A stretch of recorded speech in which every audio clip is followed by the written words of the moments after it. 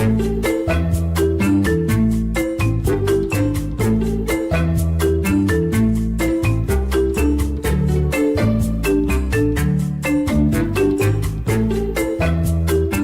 to extremes parenting your teen? It might be time to take a new approach. Visit boystown.org/parenting. Whether you're the parent of a toddler, teen, or someone in between, we've got parenting guides, articles, videos, quick tips, and even live parent talks with Boys Town experts. Boys Town, take your parenting skills to new heights.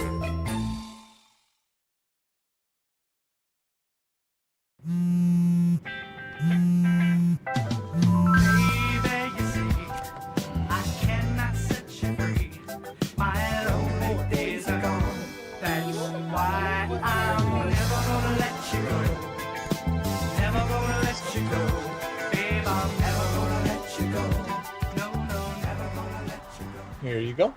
Thank you. Thank you.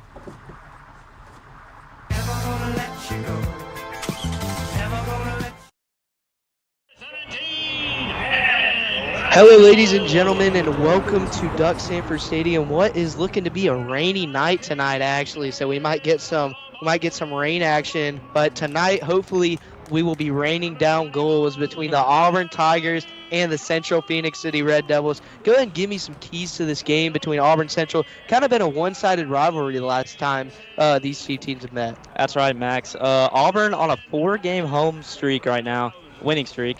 And key to this game for Central, slow down the offense on Auburn.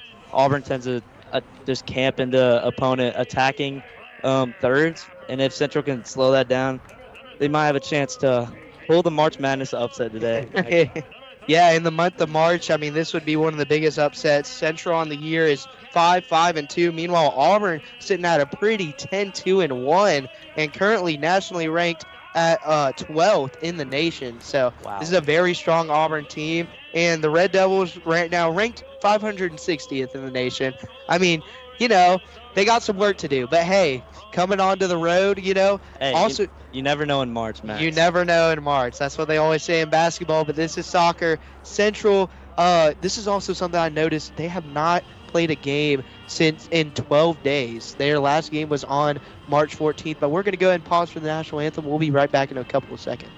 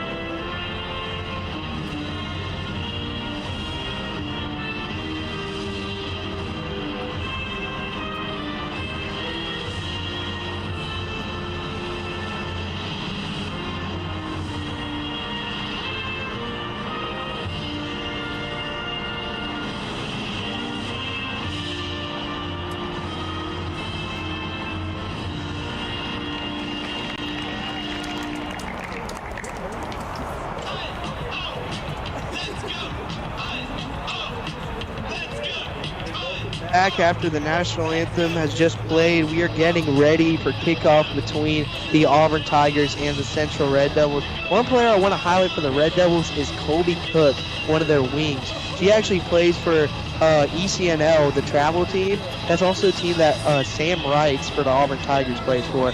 If you know who Sam Wrights is, I mean, she's a pretty good soccer player. pretty good soccer player, committed to play D1 at Mercer University. Colby is a sophomore playing at that level, so we'll see, you know, what she can do tonight to affect the Tigers. But we're getting just about ready to go here from the Duck Sanford Stadium, presented by AHS Mass Media. Should be a good night of soccer. We got not only this game, but we also got the Auburn Tigers men's team playing right after this. So be sure you stay tuned for the next I'd say about 4 hours, 3.5 to 4 hours, because we're going to have some great soccer action. Yeah, and the starters coming out for the Tigers tonight are actually going to be Scarlett Adams, Claire Bossman, Sam Wrights, to name a few. Then you also got Lulabelle Hammer, Mally Napper. In goal, I can't really tell. I think it might be Meredith Martin, but I will have to recheck in a bit. We also got Ann Trammell out there.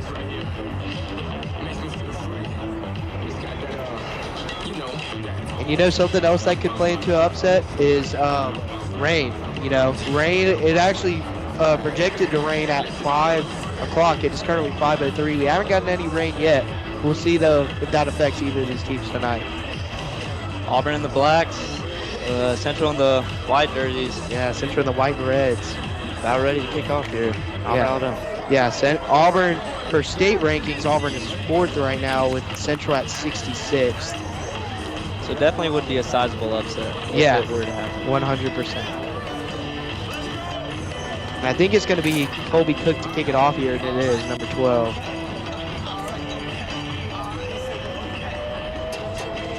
In the goal for the Red Devils is going to be number 0, Alona Cartwright.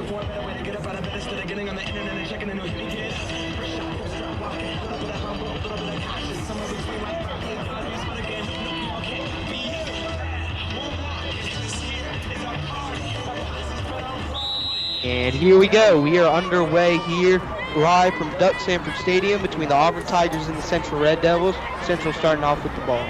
And Auburn quickly getting a steal. That's Mally Napper. Right away, doing what I said. They camp out on the attacking third. Excuse me, that's the twin, Claire Napper. They're a bit of a dynamic duo on both sides. They both play wing, Mally on the left and Claire on the right. And like you said, already a tough sledding here for the Red Devils, and that looked like it could have been a call there, but ref deciding not to blow the whistle. So now the Tigers with it, dribbling around on the back end. And Auburn just controlling the ball. I will say that's one thing watching the Tigers throughout this season. One of the best things they're best at doing is just controlling the ball throughout the game. You're exactly right. Limiting your touches for the other team. Coming up to pass it back up for the Tigers, Layla Simmons. Now Auburn with it on the outside. And like you said, Auburn already just completely controlling the ball on the opposite end of the field. It's going to go out of bounds, though, off the heel of Claire Napper. So Red Devils will get a throw in. And for Auburn, you know, their last game, they actually lost one of the rarities of the season, but they lost to James Clemens. Now, if you know anything about Alabama soccer, most of those Birmingham teams are some of the best in the entire state, some of the best in the nation, really, at women's soccer. And so James Clemens, you know, not a terrible loss. 2 losses on the season for Auburn on the stadium. James Clemens. Yeah, that's not a bad loss. That's a tough team also going up on the road to play them. Yeah, and 2-1, you know, so it was a close game. Let's see if Auburn can bounce back today against Central. What is a regional matchup? Looking at the regional standings this year, Auburn is actually 4-0. Meanwhile, Central is 1-2. With their last loss coming to Smith Station, the regional opponent. So now Wright's with it, sporting the captain's badge.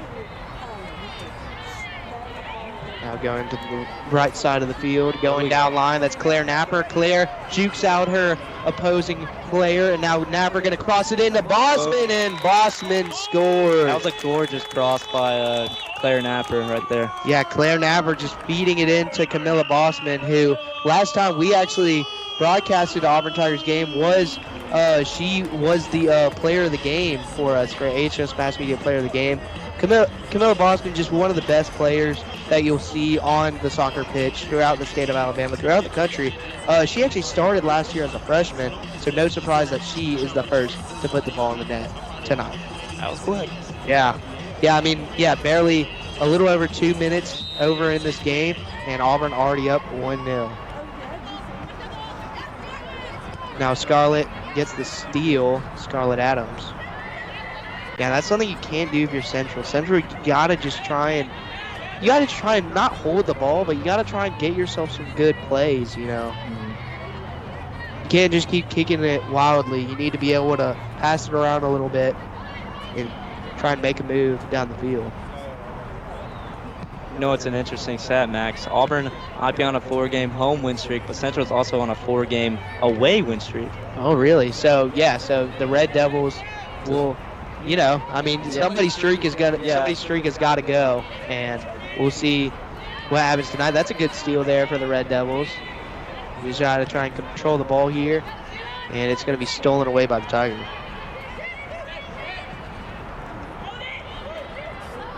And Sam just unable to get through those two defenders. Now we see Colby Cook. Colby Cook was also part of that state championship Auburn or Central flag football team this year. It's a handball. Yeah, handball by the Red Devils. So Mally Napper to take the free kick here. Mally Napper, her sister already with the assist. Let's see if she can do something here. Just about a little under 4 minutes gone into this game. And a beautiful pass. And Scarlett trying to jostle with her defender. She scores. Scarlett Adams with the goal. And you hear her dad actually announcing it afterward. That's a special moment. That was a gorgeous pass from Mally Napper here at the 50-yard line, actually. Yeah, I wonder if they'll count that as an assist. We'll count it on our stat sheet as an assist because that was a beauty, as you see on the replay here.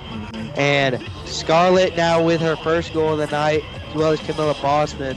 And this could be a quick game because there actually is a mercy rule. I don't want to speak too soon, but so the way the mercy rule works in Alabama high school soccer is if you're up by 10 points or more after halftime, starting at halftime. Now, Auburn in the first half, they can score as many as they want. But once it reaches halftime, if Auburn's up by 10 or more, or at any point in the second half, if Auburn gets up by 10, the game will be over due to mercy rule. Wow. And we see Colby Cook here. Cook with a nice shot right there, but it's easily saved by Auburn. That's actually going to be Melissa Smith in goal for the Tigers, the junior. So now Claire Napper with it. Claire Napper actually part of that women's basketball team for Auburn that went to the Final Four recently. Got a few dual sport athletes on the soccer team. Oh, absolutely. So now we see Ann Trammell. Ann Trammell is actually the sister, as you see right there. Good call right there by my color commentator Charlie McGowan. Today, myself is Maxim Esmond. We see Auburn going down the field, trying to get something going. And Scarlett with nice patience there to get the steal. Now Auburn's thought they were gonna slow it down a little bit, but gonna keep their foot on the gas pedal. Now Bosman with it, and oh goodness, there's a lot of room on that right side. There was. Sam Wright's waiting a little bit too much right there. Auburn still with it. Bosman getting past her defender, and that's going to be just a little bit in front of Lula Bellhammer. Not only do we have some dual sport athletes, we also got some younger sisters on this team, as we have Ann Trammell, who is the younger sister of former Auburn soccer player Luli Trammell, who graduated last season. We also have Lula Bellhammer, number 10. She is the younger sister of former soccer player Ellie Hammer. Miles, I say, good save. Also sister of Max Hammer. Yeah, as well. Yeah, quarterback who actually just transferred to Lee Scott. So, yeah, we'll see if you'll be starting quarterback there next year. It's a tough transfer if you're from Auburn High School. Absolutely. But Ellie Hammer, the sister of Lula Bellhammer, as we see Central gives it back to the Auburn Tigers. She actually is starting right now at High Point University playing D1 soccer. So we got some soccer skills running in the families of some of these players.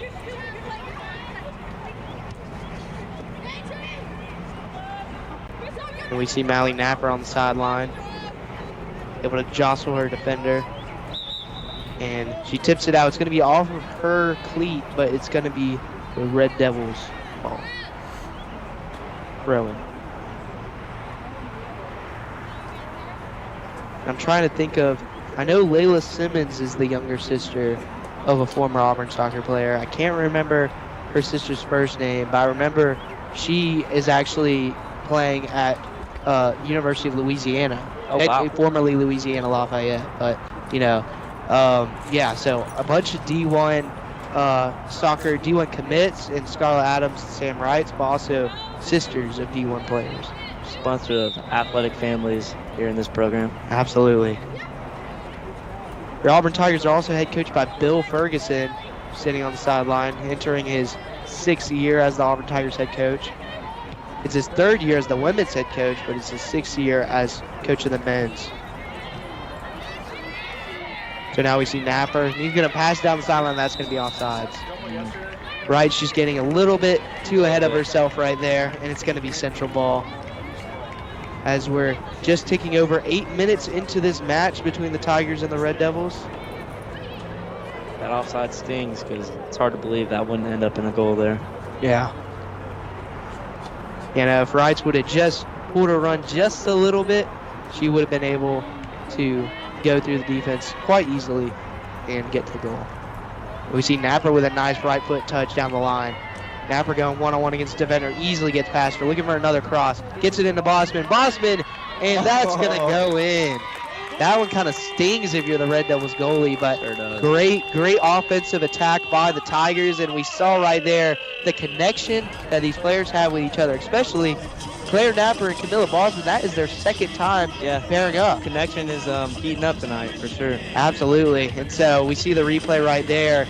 Claire Napper just able to just speed past the defenders right there. And if you're the Red Devils head coach, who, let me mention his name real quick, that is Alvin Renteria, you got to be kind of upset with your players just getting outran.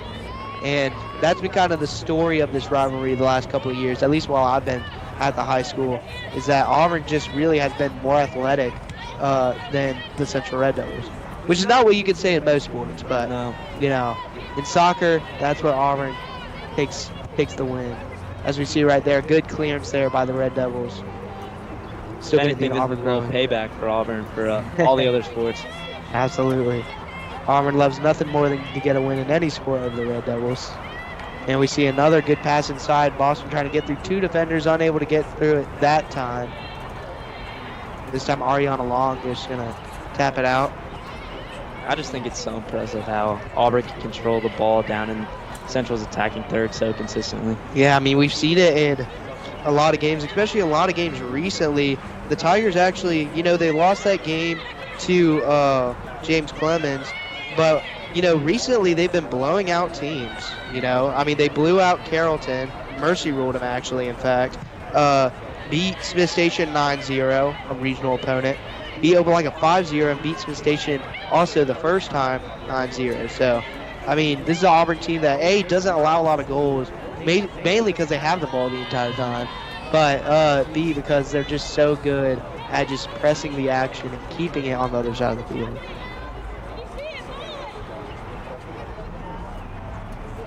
So right there, we're in a bit of a blind spot there, but it's going to be a Central throw-in in the corner. So they're going to pass it inbounds. That's going to be stolen away quite easily by the Tigers. Nice pass inside and a lefty, and it's good. Through the uprights. Give them 3. Yeah, give us 3 points. 6-0. But Claire Napper right there. Really good look right there from the outside, but just unable to cash in. And we're going to see some substitutions here from the Red Devils before this goal kick.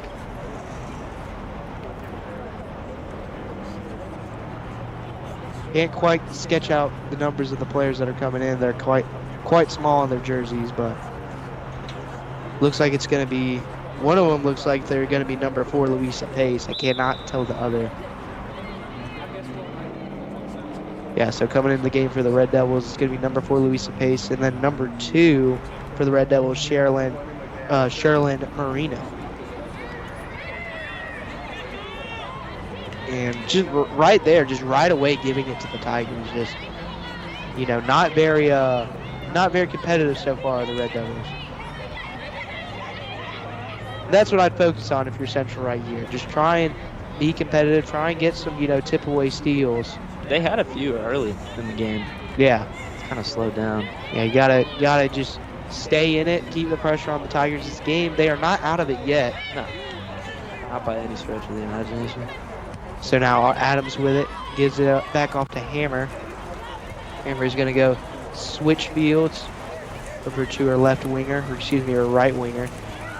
Now Napper trying to speed down the sideline again, and that's going to be a corner kick right there. And that was The rain is coming down. The rain is indeed starting to come down here. See the umbrellas coming out here in the And sky. if you're the Red Devils, you need it to start raining some goals. I can't lie, I have to use that pun more than once. But, I mean, if you're the Red Devils right now, you just need something. Because it's been all Auburn so far. As we see Wrights, the corner kick specialist. And that's going to be off the shoulder of Auburn. Looks like Layla Simmons. It's a nice break for the Red Devils.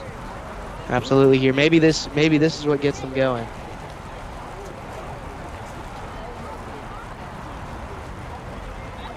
So yeah, so just a little bit of drizzle right here. Not much.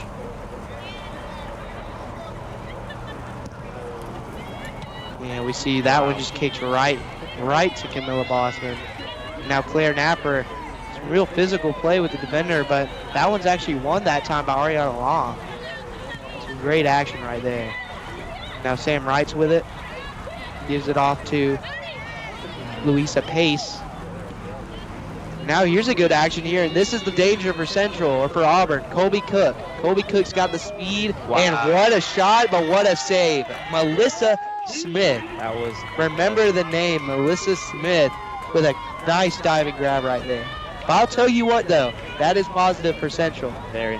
I mean, Colby Cook is an X factor. I'm telling you right now. If they're able to get her in the open field like that, she can outrun Layla Simmons. Which is very surprising to say, considering Layla Simmons is very fast. And what a shot! Scarlett Adams with the assist, and this time Claire Napper the one scoring. What a absolute stinger right there if you're the Red Devils. You get a nice break right there on the corner kick, and then you're able to get a breakaway and almost a goal, and then Auburn comes right back down the field and scores. Yeah, Claire Napper is having herself a game so far for sure. Yeah, 2 assists and a goal. And that time the assist was from Scarlett Adams, like I said. So far, yeah, like I said, Napper might be playing for player of the game tonight, can't lie. That would be back-to-back. Yeah. At home, at least.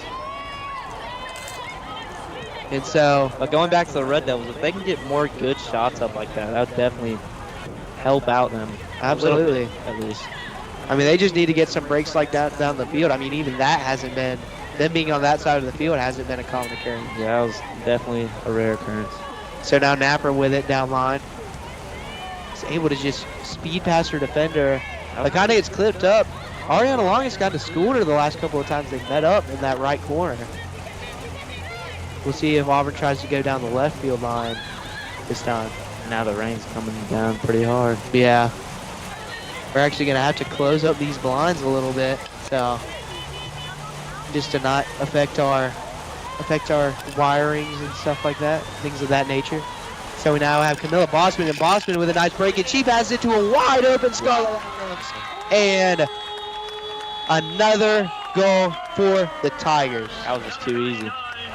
Auburn up right now by a lot. 5-0 right here, and we're not even halfway through the first half. No. So, you know, if you're planning on getting home a little early because of the rain, you might get your wish. And apologies for our camera angle right here. We have 2 double sliding doors in front of us, so see a bit of an interesting broadcast for us away. But hey, we got some rainy soccer right here, and I was actually talking to, I guess you could say quasi-interviewing, one of the men's players, Mikey Donaldson, during our US Gov class, and he said, you know what, we like playing in the rain. Really? You know? Yeah, the only thing, so here's the rules. The only thing that will stop the game is lightning. So if it just rains, we're going to have some ball the rest of the day. So right here, just an instant steal by Lula Bellhammer. And Lula Bellhammer might be one of the most promising prospects in all of high school soccer. She is in 8th grade starting on the team. And not only does she start, but she plays some pretty good minutes. And, I mean, they're going to have her for the next 5 seasons. So, as we see, Ann Trammell able to track this down, and a nice little lefty pass there by Ann Trammell to get it down line to Scarlett Adams. If you're Central, you're hoping this rain maybe shakes up Auburn's rhythm. Yeah, because so far Auburn has been in complete control. As you see, Sam Wright's there, able to get past the 2 defenders, then slows it down. Auburn's just getting whatever they want right now on the pitch. And now we got Wrights. Gonna cross it in. And we're gonna see a header right there, but they're gonna call. Is it a goal? Is it gonna stand? Yes, it is. Wow. Camilla Bossman with the goal, her third goal of the night. That one assisted right there by Sam Wrights. That was a pretty pass. Yeah, absolutely. And so if I'm checking our stats right now, Sam Wrights right now with her first assist of the night, and that is going to be Camilla Bossman's third goal of the night. Wow. Absolutely impressive. Auburn up 6-0 now over the Central Red Devils. Trying to count up these stats here. Claire Napper still with a goal and 2 assists. Charlotte Adams also with a goal. Yeah, scoring very spread out today for the Tigers, as we got 4 different players with a goal on the night. And a hat trick about 20 minutes in. Also. Yeah, let's see if Claire Napper can get a turkey, 4 goals. And I don't even know if they have a term for 5 goals. She might need to make one up. And so we see Camilla Bossman. I will say though, if you're Central, Auburn has been running up the field a little good bit, and you saw right there Camilla Bossman not really having the same get-off that she's been having all game. Maybe this is the time that for them to strike and possibly try and cut this thing down about 1 or 2 goals. So now Wright's with it. Hands it off to Adams, but gets it tipped back. Auburn will remain in possession of the ball. Now Scarlett Adams lets it go past her, and it goes right to her teammate, Napper. Auburn with some great use of spacing here. Nobody's cluttered up, whereas you see Central. I mean, they are pressing the ball. Now we see Colby Cook. And Cook, the one girl show, she's just gonna let it go. I don't blame her. Nothing else you really yeah, not much that Colby Cook can do. Trying to will her team back herself. But right there, that's just, it's not gonna do it. And so Auburn go quickly down the other end, and look at Claire Napper go. Napper just pressing her defender and forcing her to kick it out of bounds. Just looks like the speed of this Auburn team's a little overwhelming for Central. Absolutely.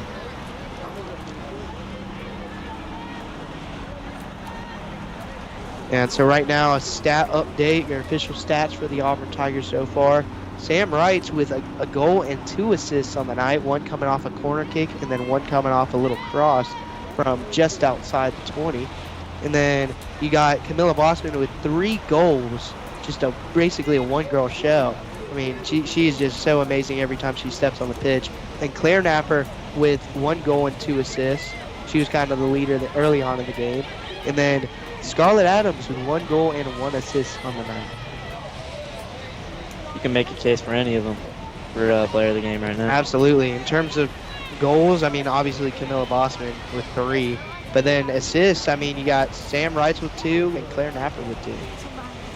And both with a goal as well. So we'll see Central with throwing here. It's going to be Ariana Long.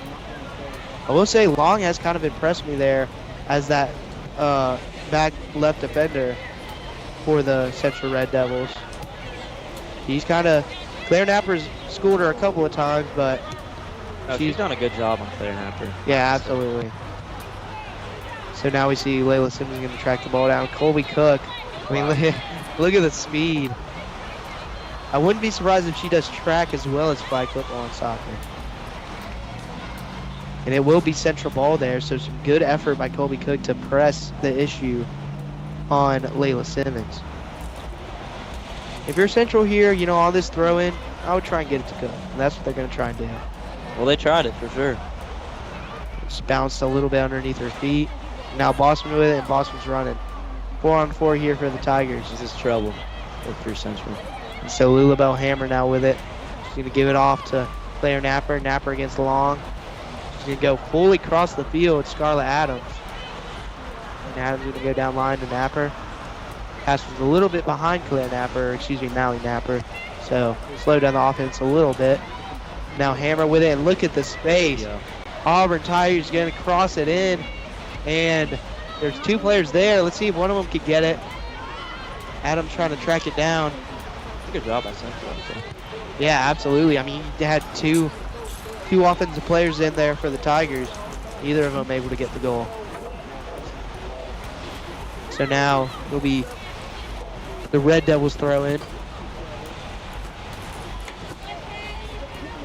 Scooting up a little bit there on that throw in for the Red Devils. But they get it in nonetheless. And a nice steal there. Yeah. So now Sam Wright's with it. Wright's going to go across the field.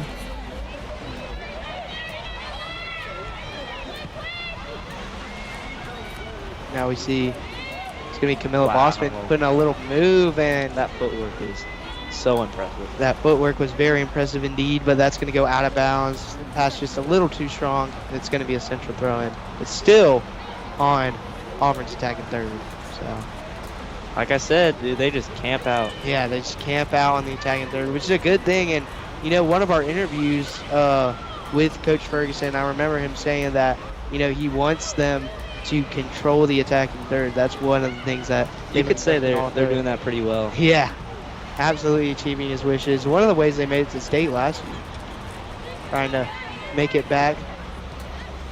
If you weren't a follower of the Auburn Tigers last season, they did make it all the way to the state championship, but came up just short. Lost to Sparkman 2-1. Got a good feeling this team will make a deep run also this year. Oh, 100%. I mean, they're built to. They got speed. They got poise. Wow. You see right there, yeah, Sam Wright's putting the moves on her defender. Now that's going to go out of bounds off of the Tigers. It's going to be Central ball. So far in this first half, we are a little over halfway with just about 17:55 to go here in the first half. So far, Auburn has done a great job of just controlling the pace of the game and just really not allowing Central to get anything going. I will say, though, Central has been able to stop the Auburn Tigers run just a little bit here. Kind of been a little stalemate, but we'll see if Central can make something happen on the other end. Here we go. Get it to Cook. That's who you want. And Colby Cook with a nice pass down line, and chasing it down are 2 Central players, and a good job by Mally Napper. Gotta love the hustle from your player if you're Coach Ferguson. So Auburn controls it on the back end. Now they're going to look to push, and it's going to go out of bounds. It's going to be the Tigers' ball. No, it's Central. Oh, looks like she wanted a drier ball there. Now Hammer with it. Ooh. Yeah. That's a nice steal. Nice steal there, and Central doesn't necessarily have numbers here, and we'll see. And Trammell able to steal it away almost immediately.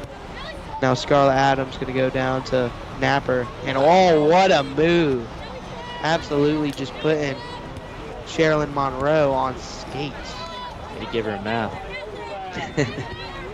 So now we got Scarlett Adams going to cross it inside. Now Layla Simmons with it. And the Tigers just not letting Central get anything going on the offensive side of the ball. And I'm going to be honest, if I'm Central, I don't know what you're going to tell your coach has to tell your team at halftime. I mean, assuming they make it to halftime. Yeah, we'll see. So far, I mean, they are doing a little bit better as of late, not allowing Auburn to get anything going offensively. But they themselves, to get back in this game, will need to do something offensively. As you see Napper with it, 2-on-1. That's going to go out of bounds, but it's going to be a corner kick. The ball movement on Auburn down, and that, at least in that little corner, has just been absolutely. And I mean, something you'll notice if you're Central, and I'm sure they'll adjust to if they make it to the second half, is you know, that right side is where Auburn likes to go with Claire Napper and Sam Wright, and with Camilla Bossman kind of playing right mid. And as we see the corner kick right there, and Scott Adams has some room, and she's going to let it go, and that's going to be just a little low, and it's going to be saved by the Central Red Devils. But what I was saying, something you can adjust to is kind of like put some more help defensively on that side and try and force them to go left. So now Central with it. And a great steal there by Claire Napper. See if Auburn can get another goal and get this thing closer to 10. And is there going to be call? And yes, there is. That's going to go on number 4 for the Central Red Devils. That's Louisa Pace. So a free kick here, and as we saw earlier with Mally Napper. And now thinking about this, that pass by Mally Napper was basically 50 yards. Yeah. You know, and another great pass here, and that's going to be offsides. Offsides on Camilla Bossman. Not completely sure about the call here, but the refs are closer than we are, so it is going to be, and as you can see, it has stopped raining just a little bit here. Windows are open. Windows are open, a little bit of fresh air. So now we got Sam Wrights with it. Now Auburn going down the other end of the field, and Mally Napper has got real estate. She's going to cross it in, and a nice stop there. But gives it right back to the Tigers now. Hammer's going to shoot, and Hammer's going to score. Lula Bell Hammer. That was beautiful. Absolutely beautiful shot. I don't know if there was an assist because I think it was off of ricochet. It was. It was a good steal by Central, but went unfortunately straight into the... So you'll see the replay here. Yeah, she tries to clear it, and it just goes off of the foot of Central players, and that's going to be a nice goal there by Lula Bell Hammer. That's just unfortunate if you're Central. And so right now, 7-0, everything going Auburn's way. And interesting stat for Auburn. You know, we talked about their last couple games. Going back to that James Clemens game, you know, they lost 2-1 in that game, but the 4 games before that, they had not allowed a goal in any one of them. So right now Auburn trying to, not really a streak there because James Clemens happened, but you know, trying to continue something that has been a common occurrence this year. Maybe start with the shutout. Yeah, I mean, you look at the upcoming schedule for the Tigers. You got Harris County on Friday, which will be here on AHS Mass Media. So be sure to tune into that. That's this Friday, 5 p.m. start time. Claire Napper looks a little shaken up after hitting ankles with another Central player. Yeah, I mean, she has worked hard all game, and you can see right there, yeah, her putting her hands on her knees, kind of kneeling over a little bit. We'll see. We'll follow her status throughout the game. If you're Auburn, you are 7-0, and this is actually a pretty deep roster, and so they could possibly bring some players in for. They have no lack of talent on this Auburn Tigers team. And if I'm Central here. Here we go. Here we go. Like you said, yeah, bad touch right there by Trammell, and now they got on the other side, and just a great job. One of the biggest things about this Tigers team is that they're so poised. They do not get stressed out.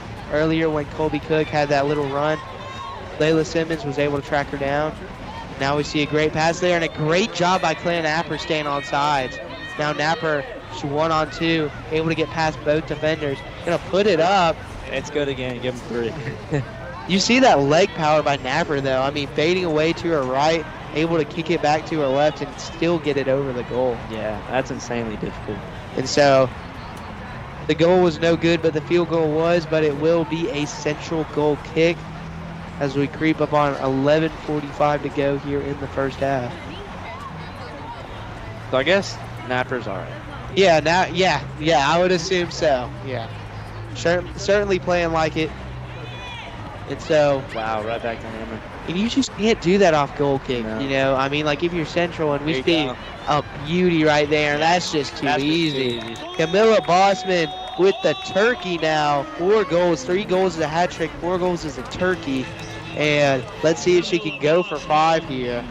Bossman's just taking candy from Davey right now. Absolutely. I like that. I like that analogy, actually, because that's what they've been doing on goal kicks. If you're the Red Devils, that's just inexplicable. Inexplicable. I mean, at some point, they're going to need to take it back to rec league and just kick it to the side and get it to one of their players. And we see another steal there. Yeah, Auburn just looks faster It almost looks like Central's moving in slow motion, but hold up now. We got a little steal action we right go. here. Oh, Is this where the game turns? And no. doesn't look like it. Yeah. So Napper trying to save it. Good effort there by Mally Napper. Will be Central ball. Here's an opportunity. Yeah, here you go.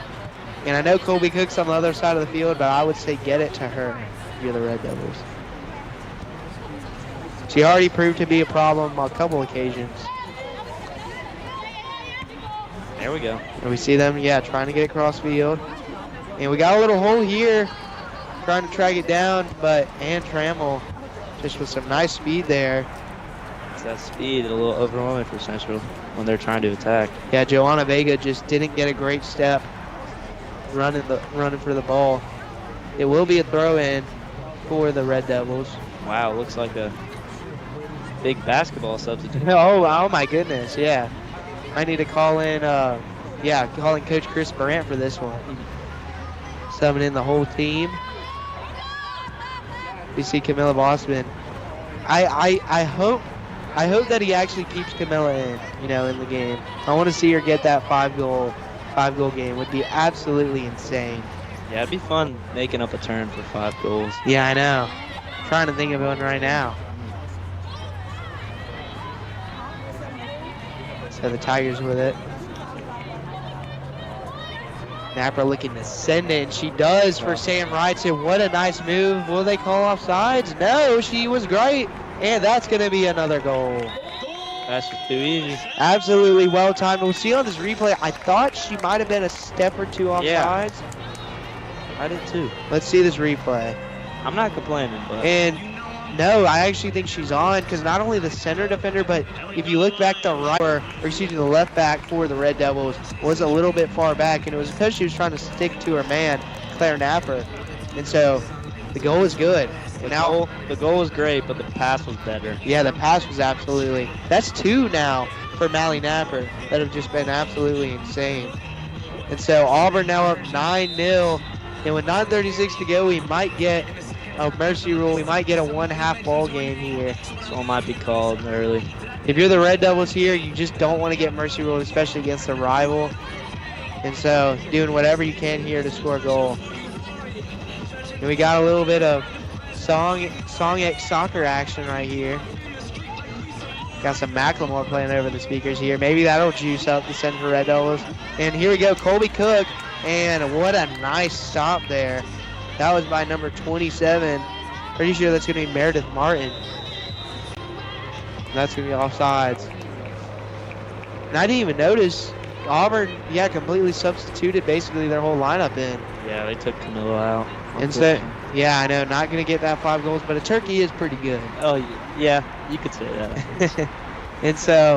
And so the Tigers, but you know how I didn't notice is because Auburn still keeping the same effort. And that speaks to the coach Bill Ferguson, what he has brought to this Auburn program is just absolutely, if we're not the better team than you, we're going to be more effective. We're going to give more effort, Yeah, he preaches relentless effort, and it shows today. Yeah, and so the Central Red Devils right now, it's not looking great, but hey, a goal could make it all better. At least try and add a better taste to the mouth for the Red Devils. As you see a substitution here for Central coming into the game for them, that's going to be number 16, Emma Berg. Number 6 for them, walking off a little gingerly. That'll be Jules Wolf. Yeah. Jules Wolf, the senior midfielder. Yeah, she is walking off a little slow. Talking to the coach there. Hopefully she's all right. We'll track her health. So we see right there once again trying to get it to Colby Cook. That's going to go out of bounds. That's going to be an Auburn throw in here.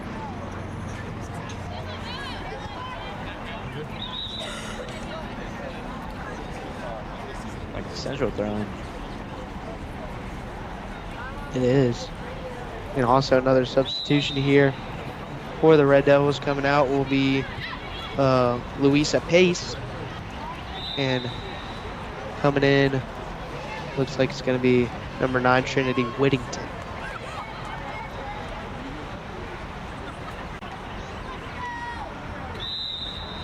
And that's going to be another throw in for Central. Kind of playing a little bit of volleyball here, back and forth between these two teams. As we're going to see another throw in. Maybe this is the way Central gets down the field, you know. Slowly but surely. And a nice header there. Now Auburn going up the field trying to score with their reserves in.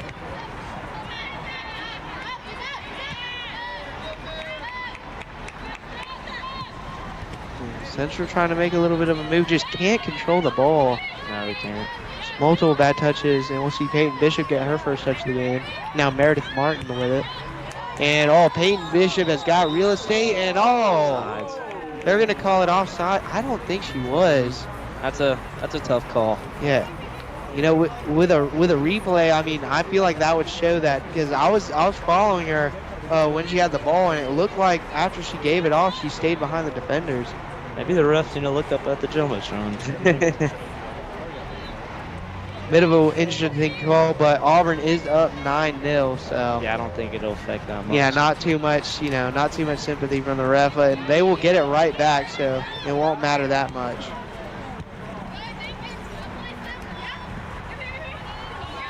Now we see Auburn just pressing the action once again. And Bishop going to go down line to Meredith Martin. Martin's going to go back to Bishop. And Bishop's going to cross it in. And a bit of physical play here. Could have been a call. If you're the Central coach, you got to be happy about the time of possession you've had. The shift of it after the starters came out for Auburn. Yeah. And we're going to see a nice pass inside of Peyton Bishop. Bishop going to pull the trigger here, and that's going to be a nice save right there indeed. That was going to be number 0, Alona Cartwright. And now here we go. Central's got some room, and they got numbers, and just not able to get. It seems like they're a pass away on most of their runs, and just not able to make it. But that's kudos to the Auburn defense, which has been relentless not only in this game, but all season, no doubt. Auburn has only allowed more than one goal only once this year, actually looking at their schedule.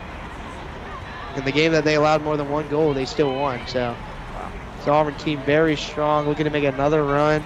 For the win tonight, they will move on to not only 5-0 in their region, but also 11-2-1 overall in the season.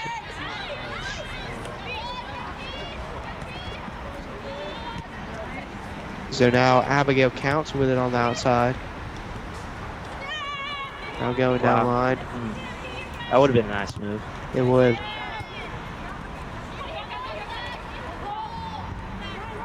And Auburn once again moving, trying to get to that 10-point margin.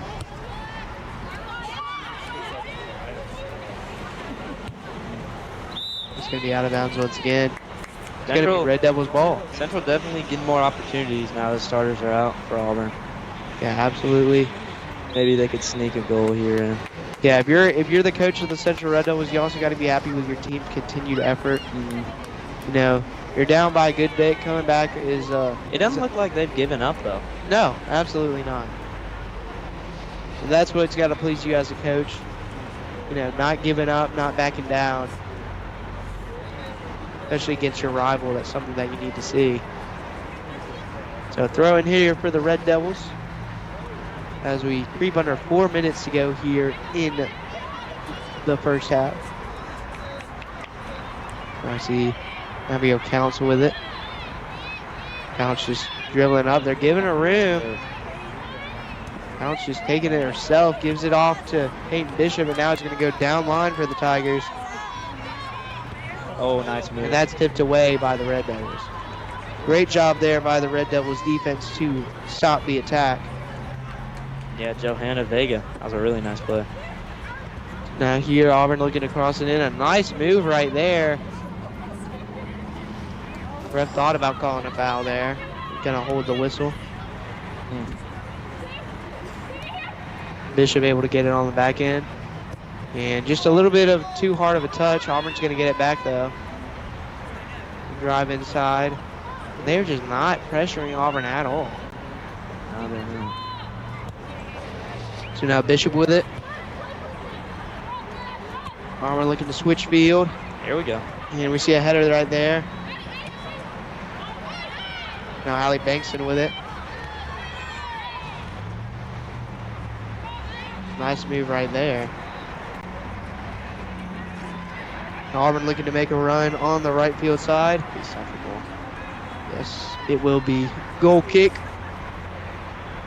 So here you go. If you're the Red Devils, you are able to make it 2 minutes and 15 seconds here without allowing Auburn to score a goal here. You get to play some second half soccer. Assuming Auburn keeps this, I guess you can call it second string in.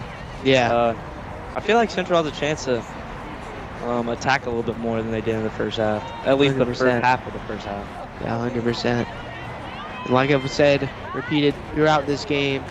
Oh, and here we go. We got, I was about to say we had Peyton Bishop with a free shot towards the goal, but the ball rolled a little bit. Yeah, kind of got tipped a little bit, went straight to the goalie. So we're going to see a punt here by the Red Devils. Joanna Vega with it, and that's a nice pass up to Colby Cook, but able to track it down as Abby Counts. Ooh, Cook controlled it. Now Cook with it. And anytime the ball's at her feet, there is danger. Yeah, like you said, she's an X factor for Central. Absolutely. They just haven't been able to get her the ball. That's the thing. With X factors, you got to be able to incorporate them into your game plan, and Auburn has been able to X her out of this game. You see, Colby Cook with some nice defense there. Now the Tigers able to get it back. Now Paige Bishop with it. And now Bishop with just all the room in the world if she's able to beat the defender to it. Just a race down the line. Bishop able to get to the ball first, crosses it in. And trying to shoot it up. That would have been a heck of a goal if he was able to score it. But nice effort, and it's going to be a goal kick for the Central Red Devils. Not going to lie, that was pretty good defense from Central. Absolutely. I mean, Auburn had numbers. They were running fast, and I mean, they stopped them, so. Yeah. Definitely something if you're the Red Devils head coach. Yeah, the Devils right there able to get in front of the shooter and kind of block her from view, so she had to kind of push her shot a little bit right. So now we got 13 seconds to go here. See if Auburn can get a buzzer beater. And we got 7 seconds, and it's going to go just a little too far. It's going to be a goal kick, and that is going to do it for your first half. Central able to survive, actually, and make it to the locker room. Auburn up 9-0 so far over their rival, the Red Devils. We'll be back in the second half for some more Auburn High Soccer, brought to you by AHS Mass Media.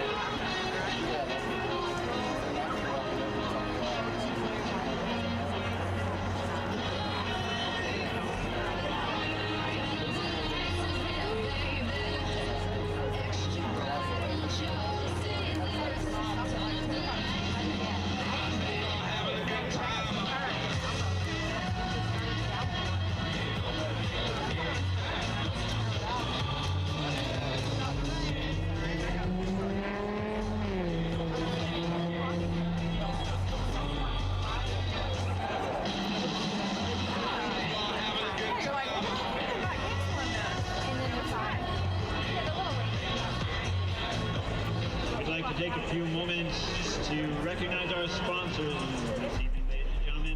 From our Legacy Club, we'd like to thank Amalgamated Investments, Donaldson and Donaldson, Donaldson Attorney at Law, J1FA, Kia of Auburn, Lynch Toyota of Auburn, Matchin and McChesney, Hey, Taxi, Moore's Mill Animal Hospital, Nichols Family, Moore's Mill Dental Care, North Hut Realty, Titan International, Wellstar Health System, Adams Construction and Associates, Auburn Tire Service, Berkshire Hathaway Home Services, Battle Miller Construction, Greenwood Growers Incorporated, ISI Therapeutic Family Services, Proud Willie's Wings, Lee County Circuit Clerk Mary Robertson.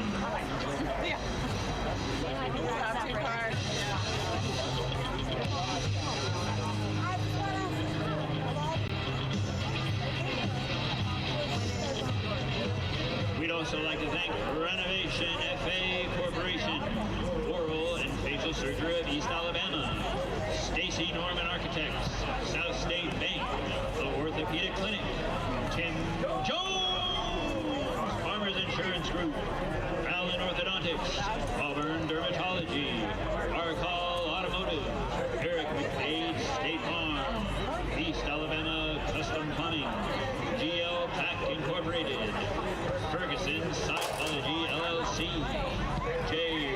Rourke Plumbing, J.F. Smith Group, Keto Gardens Nursery, the law offices of Robert Sims Thomas, Alanis LLC, Lyle's Pediatric Dentistry, Living the Dream, Mellow Mushroom, Porter Property, Shelley Orthodontics, Skyview Storage, South College Veterinary Clinic, and Stone Martin Builder. Thank you so much for all of your support, sponsors.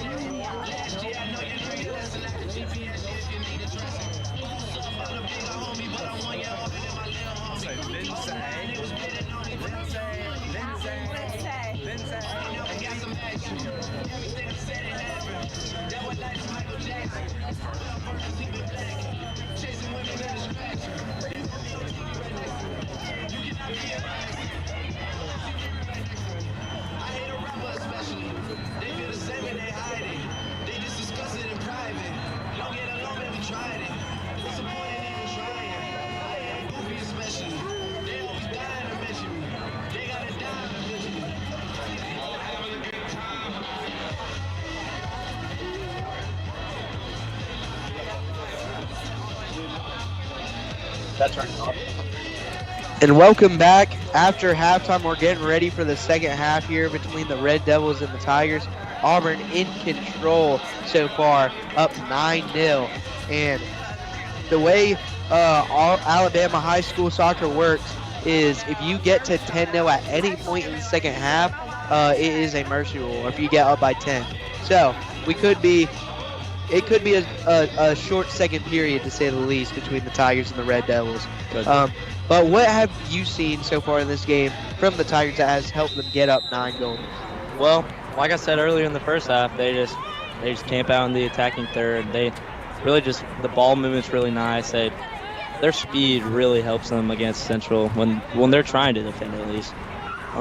Yeah, I mean, they just camp out and then they make beautiful passes that set them up perfectly for a goal. And so early on here, we'll see Auburn kick it out of bounds. So the Red Devils throwing in. And I don't know what that was right there. And looks like it was actually an illegal procedure on the throw-in. Not a good start to the second half for the Red Devils here. But and we see Auburn still has their reserves in. Nice steal from the Devils. Red Devils still with their starters in, and that means Colby Cook is in, and who we who we said, I mean, she's going to be an X factor in this game. Well, they haven't gotten her the ball. Yeah, I'm so, not gonna lie. It's hard to be an X factor when you don't get the ball. Yeah, so if you're the Central Red Devils, first off, you need to get the ball back from the Auburn Tigers because they have basically controlled the ball this entire game. Gee, bodies are flying down at the 50-yard line. Yeah, I know. And we see actually a Central player still down over on the sideline. This could be the game right here if they score a goal. Yeah, like we said, this game could end at any moment. So stay tuned. We'll see Auburn moving it. Nice steal there by the Red Devils. Yeah, she's still down right about the 41-yard line. Yeah, ref talking to her. They won't stop play because Auburn's on attack, but. There we go. Oh, well. Refs They're just coming. saying to stop play. I mean, I guess because she's not really a factor right now Yeah. because it's on the opposite side of the field. There you go. Nice Yeah, clear. there you go. And that's where they'll stop it. Yeah. Good job by the refs. And she'll walk over to the sideline. Yeah, she's limping a little bit. I will say though, that Central, this is a battle testing game, you know, test of will, if you may. And you know, this game has been tough for them, not only on their players, but you know, well, really on their players. It might be 9-0, but they've definitely battled to keep this game still going. Yeah. So that's Sherlyn Marino, who will walk slowly to the bench, and hopefully she's okay. Now we see Colby Cook with it, and here we go. She's going to launch it off the head of an Auburn defender, and that is a corner kick. First of the night for the Devils. So there you go. She gets the ball, and boom, corner kick for the Red Devils. So The X Factor is starting to get a little active. And I know it may seem like I'm, you know, just, you know, talking about Colby Cook the entire time, but I saw her when she played on that state championship flag football team. She is a difference maker because of her speed and because of her power in her legs. And so If they get a goal here, that'd be pretty big for Central. oh, absolutely. It would go a long way to making this a full game. And we see, yeah, Auburn able to get the first touch off the corner kick and Great defense. able to clear it. You know, Meredith Martin trying to get it back inside to some of her teammates. Nice control. Yeah, a nice move there to get some space. And just unable to make the connection. Like See, like usually that's a routine pass trying to get it to the sideline, and they're just not on the same page. I like what you said earlier. They're just always one pass away from just breaking through, it feels like. And that's still what it seems like right now. Yeah, scoreboard doesn't reflect it though, with the score being at 9-0. Now we see Peyton Bishop showing off the speed. And that's going to go out of bounds. Excuse me, that's not Peyton Bishop for the Tigers. Bishop is number 34. That's number 14. Our roster does not have number 14 on there, so. Tigers now with it. That was Peyton Bishop over to Meredith Martin, number 19. Be Auburn throwing. Martin going to throw it down line. Bishop able to get it. And Bishop is going to go into Meredith Martin, and Martin is going to go inside, and that's going to be smartly tapped away. Yeah. It's going to be Auburn ball. Martin not make that a corner kick. Now we see a cross here. Bishop going to go back to her teammate. It's going to go inside, and that's going to be shot, and a nice save. And that keeps the game going. Yeah, the Red Devils still in it. Every save truly is a huge save in this game. Yeah, absolutely. He is literally sudden death right now for the Red Devils. It'll test their clutchness. Yeah, if they make it all the way through this game, I will be impressed.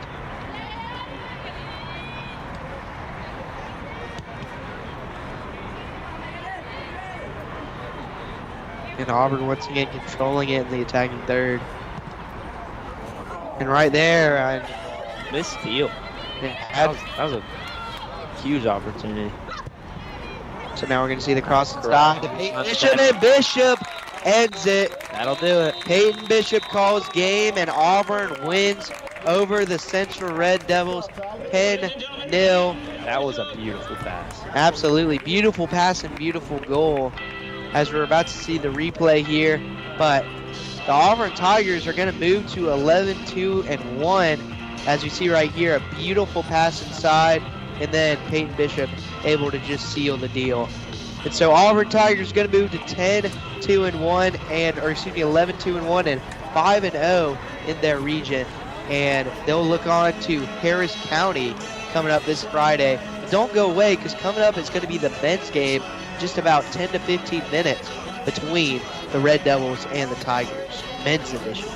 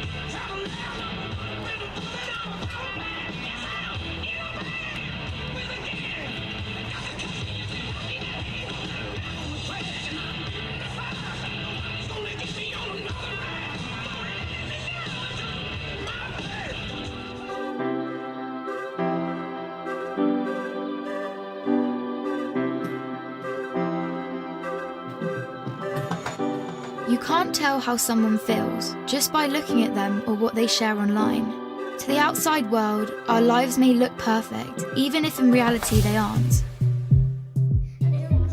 I'm always worrying about doing well at school, and with the end of year test coming up, I'm not sure how much longer I can cope. My thoughts swarm around my head, sometimes keeping me up all night. Some days it's just all too much, and I feel like I'm lost in space. When I did badly on one of my tests, I just about kept it together until I got home. Then I broke down crying in front of my mum. She listened for a bit, and then she told me that, just like physical health, we all have mental health. It's our feelings, our thinking, our emotions, and our moods. She then said that feeling down, angry, and stressed is a normal part of life, just like it's normal to feel happy, confident, and carefree sometimes. We all have positive and negative emotions that come and go based on what's happening around us. These are everyday feelings. Good mental health means experiencing negative emotions. It's not always about being happy. Mum can relate to the feelings of stress. So when Mum suggested I take a break from everything and do something I enjoy, I actually took her advice. So I made myself a hot chocolate, snuggled up in a duvet and watched a film. And you know what? Afterwards I felt so much better. Mum should take her own advice. Most of us only ever share the good things. We don't like to share how we really feel. Every morning when I wake up, negative thoughts stream through my head. Getting out of bed and pretending I'm okay takes all the energy I have. As the day goes on, the negative thoughts turn from a stream into a river. The water rushes through my head so loudly it's hard to concentrate in lessons. And some days it's so bad it feels like a waterfall that's trying to pull me over the edge. Everything is so overwhelming. I didn't think my friends would understand if I told them how down I was feeling. But when Sasha opened up to me about how stressed she was feeling, I told her. I wasn't sure how to bring up how I'd been feeling, so I started by saying that I didn't feel like myself. Just her listening made me feel like she understood. She told me some things that had helped her, so I tried them too, but it didn't make much of a difference. Even when I tried to be around my friends, I felt alone. The things I used to enjoy weren't fun anymore. I was really worried about Andre and not sure what to do. He was quiet and wasn't hanging out with us like he used to. So I asked our head of year for some advice. He suggested I get Andre to speak to him since his negative feelings weren't going away. I didn't want to speak to our head of year, but I also didn't want to keep feeling so down, so I went. He said that sometimes we have overwhelming feelings that can be more intense than our everyday feelings. These feelings hang around for a long time and change the way we feel, think, and behave. They can stop us doing what we want to in life. That's what I was going through. He also said that if we're physically unwell, we let people know, we ask for help. It should be no different with mental health. Sometimes our overwhelming feelings are brought on because of things in our life. Sometimes they happen for no reason at all. After hearing this, I felt much less alone and it felt good to talk. Scientists have found exercise can help when you're feeling low, so our head of year encouraged me to sign up to the school football club, which Sasha was already in. I still have days when the river is there, but now I'm beginning to understand my mental health. I'm learning how to cope. Our head of year reminded me that my friends, family, teachers, and lots of others at school are there to help just as much as he is. I had no idea the people around me could be so understanding. And while it's not always easy to talk about my mental health, the person I'm talking to might be able to help. If you don't feel like talking, that's fine. You could try writing, sports, reading, art, music, playing with your pet, whatever makes you feel better. If you're the person someone talks to when they're struggling, just listen with no pressure or judgments. You don't have to have the answer. If you feel unsure about anything, you can speak to a trusted adult. Talking about mental health doesn't have to be difficult. After all, it's something we all have.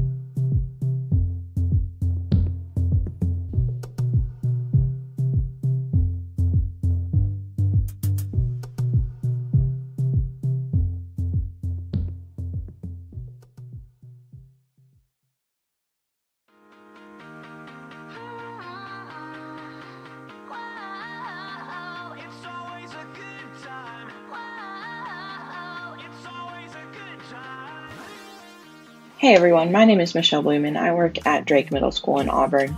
I am so sad that I can't be at Merge Auburn with you guys, but I wanted to share a little bit about my project outreach story and what that looks like for us at Drake. Our chapter started in 2019 when I was in my second year of teaching. I had heard from Scott the year before, but I wanted to give myself a year to kind of get into that swing of teaching. The class that I had at the time was extremely social and wanted to be with their friends as much as possible. And so when I heard about Project Outreach, I wanted to be able to give them that opportunity. Things quickly went from just a monthly meeting in my classroom and playing games to students wanting to hang out and assist my students out in the school, whether that was in general ed classes or school-wide activities. There was students who just became passionate about their relationship with my students. I think what my favorite part about Project Outreach has been is not just the monthly meetings in my classroom, but seeing our community get involved and getting the whole school involved, the staff, the students that aren't a part of Project Outreach, and having them enter into this world of advocation and inclusion and to make sure that they really know what Project Outreach is all about, even without being a member of our club. We are so lucky to live in a community that not only welcomes people with disabilities but celebrates them. With places like Biddy and Bose and the Eagles program, Auburn is actively trying to make the world a more inclusive place. One year, I was able to partner with Anna and Anna, the authors of the book Almost Twins. This is a story of their friendship and how they discovered that they are way more alike than they are different. This is a story of inclusion, a story of advocacy, and overall a story of friendship. We were able to set up a Zoom meeting where Anna and Anna both were able to speak to all of Project Outreach about their friendship, how they met, writing a book, and what they've been able to do, where they've been able to speak, and really the story that they've been able to spread. My members asked questions about what it's like to live with Down syndrome and what it's like to be friends with somebody with Down syndrome, and were inspired by their story. We have also had a continued partnership with the Auburn University wheelchair basketball team. Coach Rob Taylor and his athletes have been so supportive of the Project Outreach effort here in Drake. He and his athletes have come to share with our students what adapted athletics is and how a disability doesn't define the things you can and can't do. By far, my favorite part of Project Outreach has been watching my students create friendships that last well beyond their year at Drake. William is a student with Down syndrome who I taught a few years ago. His friend Cole is a typical student in his grade. Cole joined Project Outreach after meeting William at Dare Camp, and through Project Outreach their friendship grew and they remained friends throughout the year. What is your name? William Benson. And how old are you, William? 15 years old. And what grade are you going into? I'm in 8th grade. 8th grade. Why do you love Project Outreach, William? I make new friends. Make some new friends there? Awesome. What is your favorite memories from Project Outreach? We have a Christmas party and a Halloween party. Wow. Did you get to dress up for your Halloween party? Yes. What did you dress up as? Reverse Flash. The Flash? Reverse Flash. Oh, Reverse Flash. Awesome. And do you feel like you've made any new friends because of Project Outreach? Yes. Yes? What grade did you start Project Outreach in? 6th grade. 6th grade. What were some of the names of the friends you made? Emma and Lacey, Cole. Good. And did you get to see those friends in 7th grade? Yes, I did. You did? Did Project Outreach continue into 7th grade? Yes. Great. Were you looking forward to seeing all those friends? Yes, I did. And what are you looking forward to the most going to 8th grade? I decided to use supplies my friends. To do what? Supplies my friends. Over the years, I've watched Project Outreach at Drake grow into the program that it is today, and it really has become my favorite part of being a teacher. My hope is that we can get Project Outreach into all the schools in Auburn and even the surrounding areas so that other students can experience the same kind of friendships and learn the same kind of things that the students at Drake have. Thank you guys so much for coming to Merge Auburn. I can't wait to hear about all the great things that happen because of this day. I wanna try everything, I wanna try even though I could fail. Take it straight up to the side and see your bed. right, listen, I want to thank everybody for coming out. This is a very, very big day for our program, very, very big day for Soraya and her family, and so I won't talk a lot because I can talk a lot, but I just want to say I'm very, very, very proud of you, and this is a very good journey for you. I just got through talking to Coach Harris, and she was just like over the moon about you and getting you there, so very, very excited. But we're going to allow, Dan, you don't go first? Yep, call him out. Dan, I'm white. No, I'm just playing. Thank y'all first of all for being here and supporting Soraya throughout this whole time. And Soraya, personally, I can't express how excited I am and yet proud to have you as a daughter. You battled through a lot, from me kicking you off the court to you, running in the house to your mom telling you get back out there. Just the practices after games, the practices before games, the tour days, the workouts, just all the hard work that you put in. I'm just proud that you are growing into the young lady that you're becoming, and your future is bright. Don't dim your light for no one. Keep being great. Keep going. Just like you say, I know Mom is here with us, and every day just do what you do to make her proud. We all proud for you.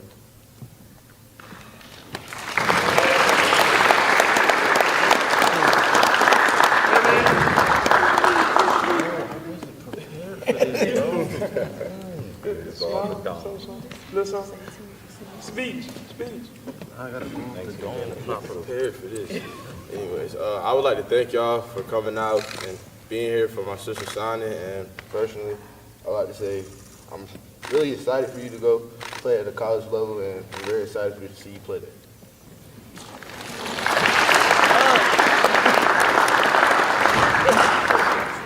I know, right? Thank y'all for coming out here. I'm her oldest sister, Soraya.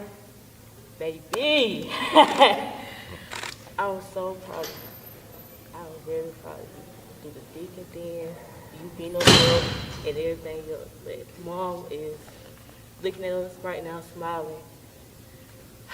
Just do what you need to do, and I'll be with you every step of the way. Love you.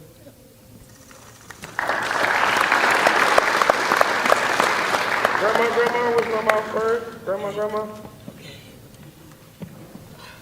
First of all, I want to thank God for being here today to see you live your dream, be yourself, don't ever give up, learn from your mistakes. The world is yours. Do what you got to do to get there. I love you. No tear. Come on, Grandma.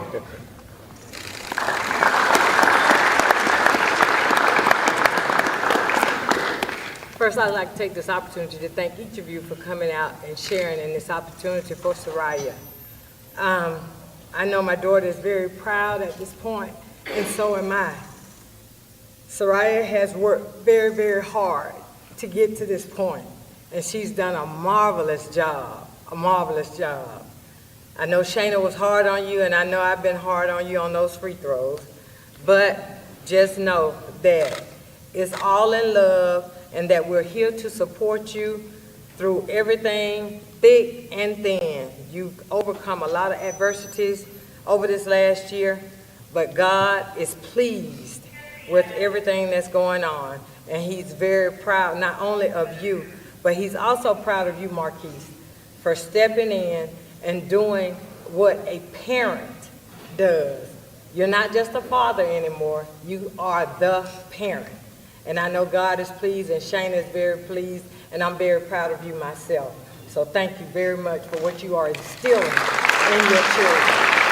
And may God continue to bless you, Soraya, and we thank God for this opportunity. That good? Yeah. Come on with it now. I'll say so. Thank you guys for supporting my niece Soraya for the 4 years she's been here.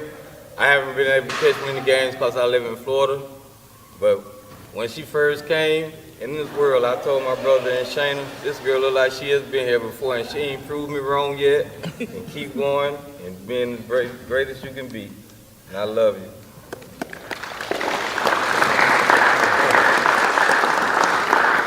All right, you ready? Let's get it. Stand up. Sorry, I got a little emotional. 30 minutes, let's go. I said I just wanted to start off by thanking the man above because I wouldn't be able to do anything without him. I would like to thank the coaching staff of Auburn and as well as Coach Pritchard, Miss Langford and Miss Connie, who all helped me and advised me on this road I'm on, whether or not I knew what I was doing. I would like to thank everyone for all the support and love throughout this journey and all my AAU coaches and my teams because y'all helped me get better every time I step foot on the court with you all. This is an extremely emotional day for me because my mom is here with me, but I wanted to say a special thank you for her. The woman who carried me and held my hand through thick and thin. I wouldn't be able to be up here talking if it wasn't for the main lady. Thank you, Mom, thank you. And thank you all for coming, and I'm blessed to continue this journey and legacy at the Auburn University.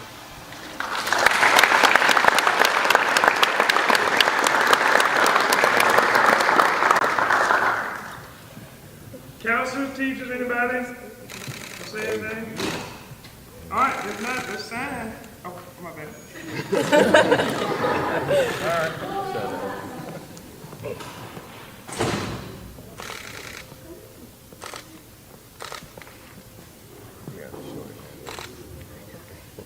It's all right.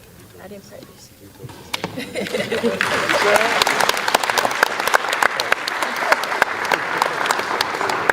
So these are the real actual papers, y'all, so Daddy got to sign, and date, and time, and take it right back over there to the university.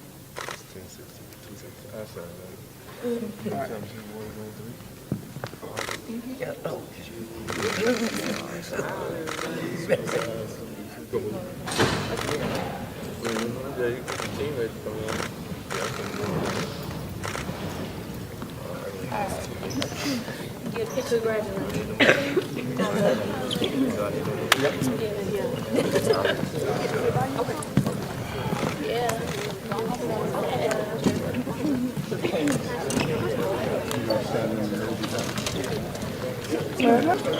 Thank you. No action. Shoot over your shoulder. Oh,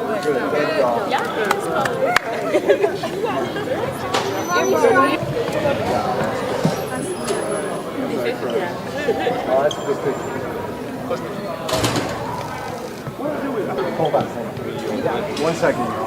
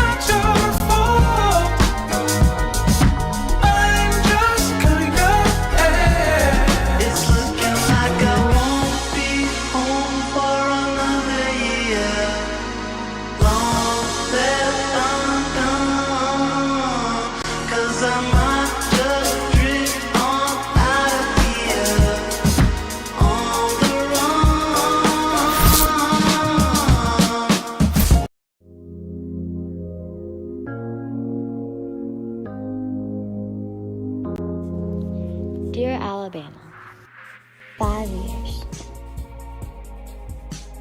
For the last 5 years, Shooting and Change has been promoting autism acceptance through athletics all across the state of Alabama and beyond.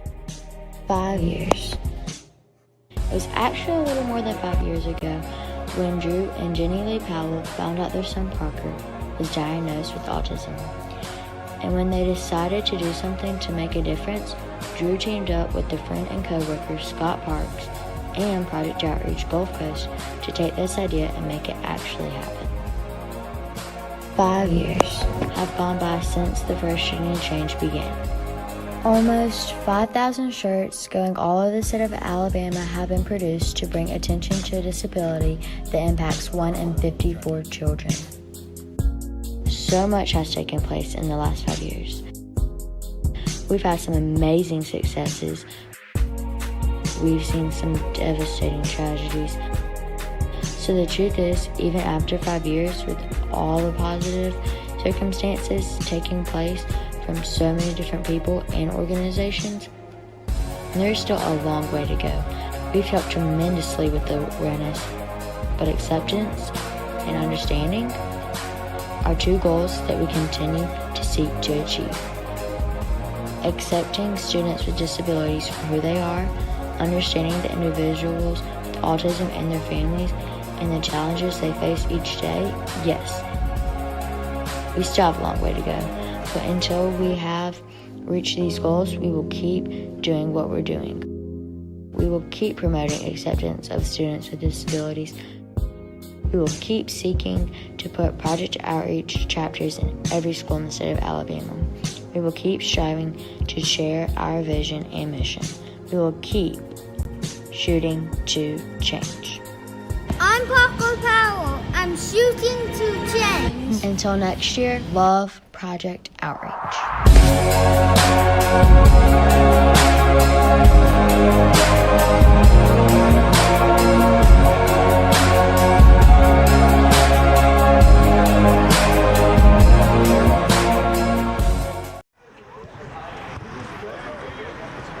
And senior number 66, Andy Roberts. Tigers are coached by Bill Ferguson, associate head coaches Andrew Pittman, assistant coaches Rohan Sin, Ben McQueen, and the athletic director for the Auburn High Tigers is Dan Norton. Ladies and gentlemen, your Auburn Tigers.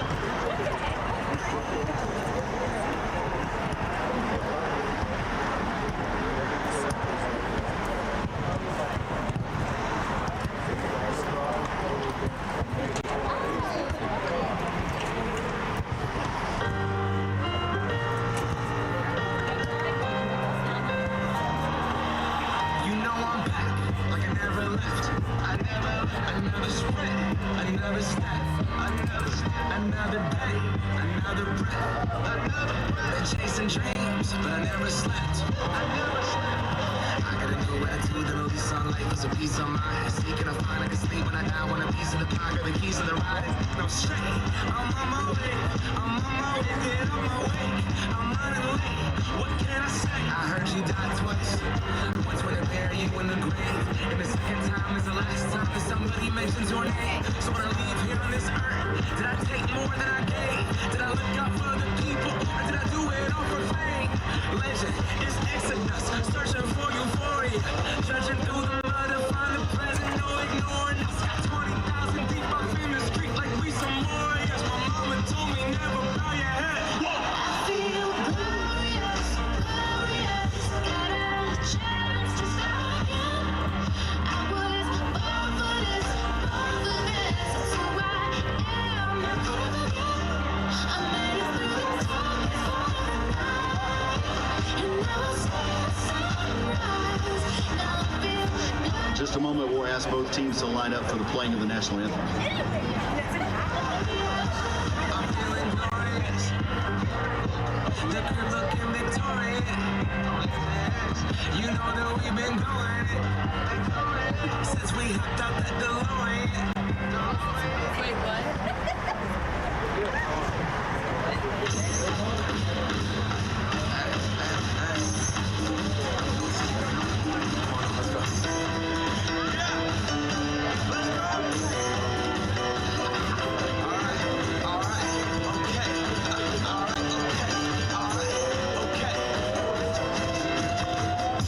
return to the Mac. Get up what it is, what it does, what it is, what it isn't. Looking for a better way to get up out of bed instead of getting on the internet and checking a new hit. Me get up. First shot, hip strut walking. A little bit of humble, a little bit of cautious. Somewhere between like Rocky and Cosby's for the game. No, y'all can't copy yet. Moonwalking. This year is a party. My posse's been on Broadway, and we did it all with chrome music. I shed my skin and put my bones into everything I record to it. And yeah, I'm on. Let that stage light go and shine on down. Got that Bob Barker suit game and Plinko with my style. Money, stay on my craft and stick around those pounds. But I do that to pass the torch and put on for my town. Trust me, I'm the INDEPENDENT. This hustler, chasing dreams since I was 14 with the fortune busting. Halfway across that city with the back question. Labels out here, now they can't tell me nothing. We give that to the people, spread it across the country. Labels out here, now they can't tell me nothing. We give it to the people, spread it across the country. Here we go back, this is the moment, tonight is the night. We'll fight till it's over, so we put our hands up like the ceiling can't hold us. Like the ceiling can't hold us. Here we go back, this is the moment, tonight is the night. We'll fight till it's over, so we put our hands up like the ceiling can't hold us. Like the ceiling can't. Let's get it started in here.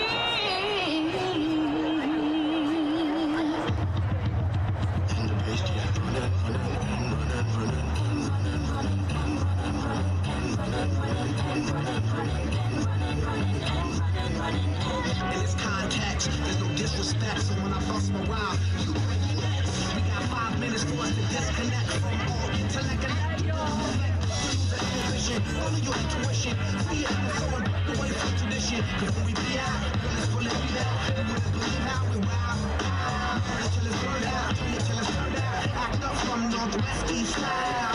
Everybody, let's get into it. Get started, get started, get started, get started. Let's get it started. Let's get it started. Yeah, let's get it started. Let's get it started. Yeah, let's get it started. Let's get it started. Yeah, let's get it started. Let's get it started. Yeah. Lose control, our body is sword. Don't move too fast, we'll just take it slow. Don't get ahead, just jump into it. Our head, our body, the beats will do it. Get started. If we can get both of the teams to line up here, we will play the national anthem. And this kid is right, with the new solution. Translate hits with no delusion. The feelings irresistible, and that's how we move it. Everybody, let's get into it. Get started, get started, get started. Let's get it started. Let's get it started. Ladies and gentlemen, at this time we ask that you please rise and remove your hats as we honor America with the playing of our national anthem.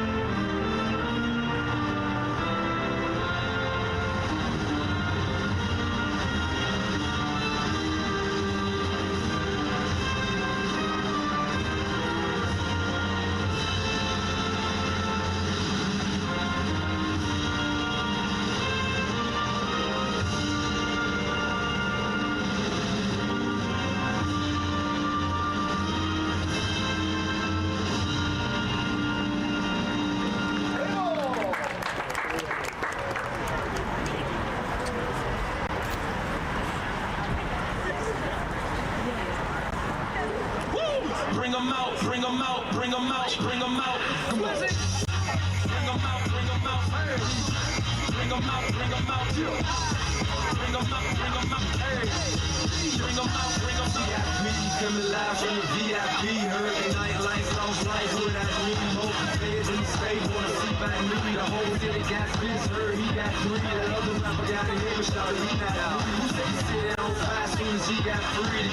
Gentlemen, and welcome to Duck Sanford Stadium for our second game of 2.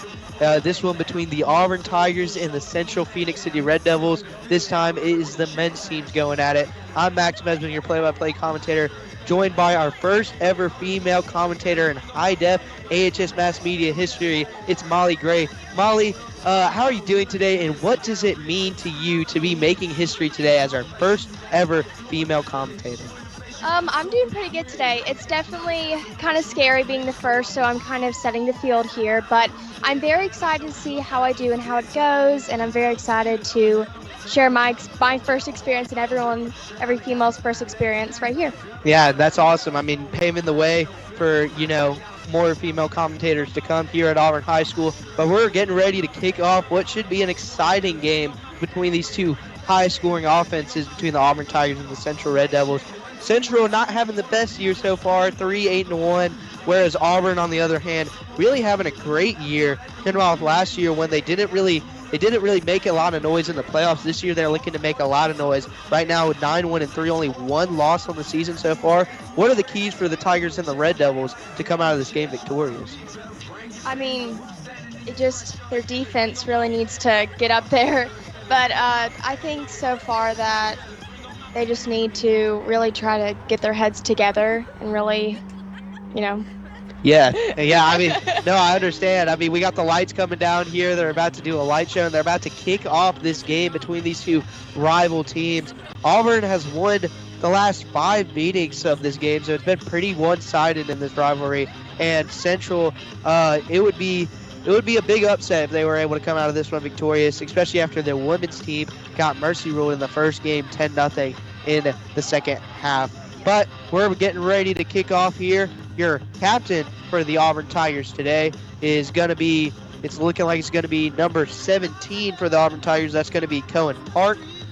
He is the junior left wing for the Tigers. Cohen, to me, is my MVP. If there had to be one player that I'd say is the MVP of this Auburn Tigers team so far this year, has to be Cohen Park. He's just impressed me so much with his consistency on offense as well as his communication with his teammates, and that will be key tonight against the Red Devils.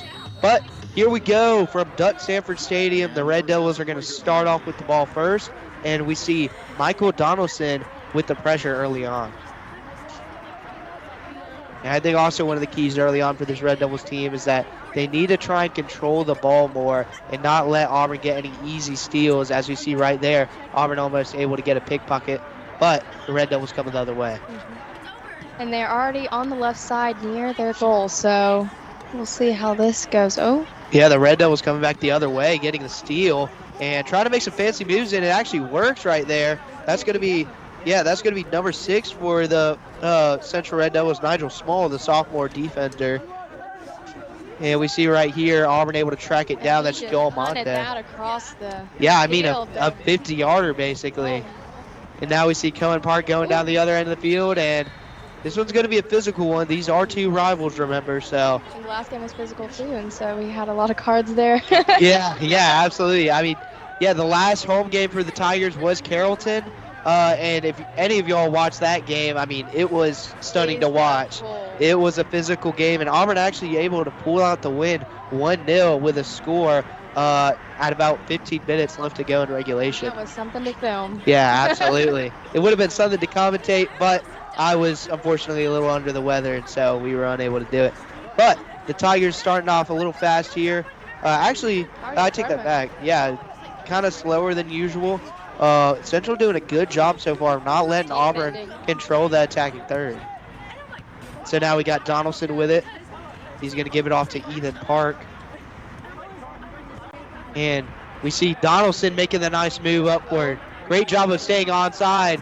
And that's going to be a save by the Central Red Devils. Their goalie for today is Jack Ciencio, the 8th grade goalkeeper. Which is insane. Yeah, very impressive to be starting as an 8th grader for the Red Devils.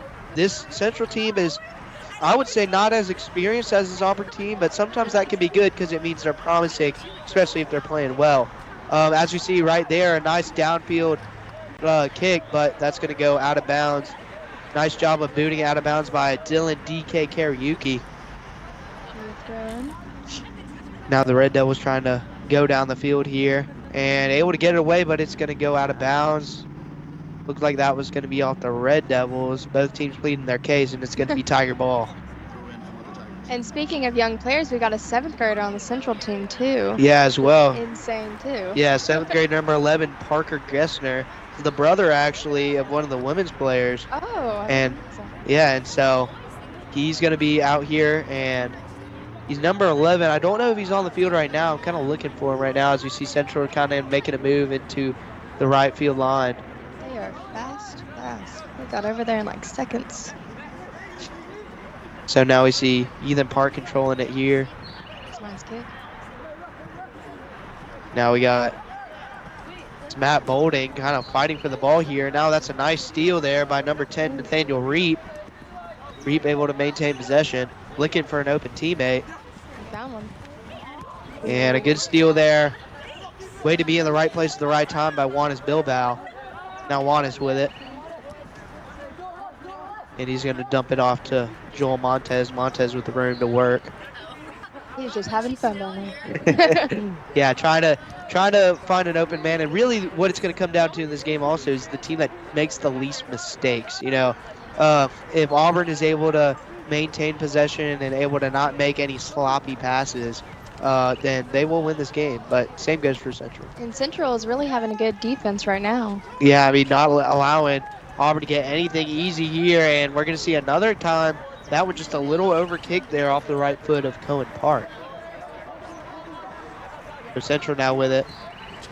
I can already say a difference between the women's and the girls game, the women's and the men's game so far is the Central team in this game has been able to actually control the ball a little bit and formulate some attacks. Instead of going loosey-goosey, but it worked for the girls. Yeah.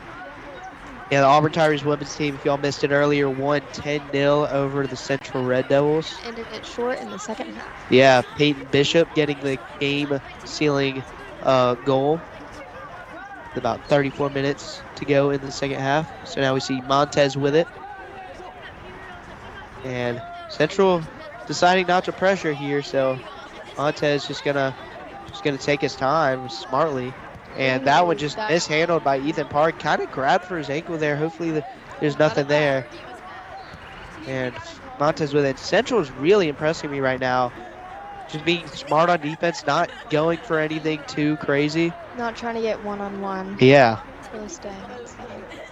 So now Sue Choi with it. He's going to cross it over to Park. And once again, a nice step there by Central. Auburn able to get it back. They are on their game today. And now Park coming down the sideline. It's to Donaldson. And Donaldson's going to go down hurt. And hopefully Donaldson's okay. And yeah, Donaldson is in some pain right here. Going to get up though. Good. Yeah, Mikey Donaldson able to get up there after what looked like a rough play. And he's going to stay in the game as well. You know, Michael, me and him are actually good friends. We're in the same U.S. Gov class. Shout out Miss Reese. But, you know, he's a tough player. And he was talking to me coming into this game. He was like, you know, we usually do blow this team out, but, I mean, we always got to be vigilant for them because they are our rivals. Yes, and in this game, it seems like Central is on them tonight. Yeah, I know. Central so far, I'd say this is about the best start you could ask for besides scoring a goal. And so now Juanes with it. Might have another 0-1 game on our hands. Hey, you know, that was stressful. As fun as it was to watch, it was stressful. So if you're the Tigers, you want to try and take their hope early, but so far I've not been able to. As we see Cooper Fain with it now. Excuse me, Juanes Bilbao. It's really just staying in the middle here. Yeah.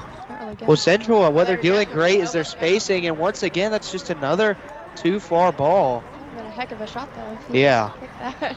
But, I mean, if you're Central right now, you got to be just liking the way that you're really playing this Auburn team, as that's going to be a foul on Central there. It's going to be on number 17, Ty Giddens.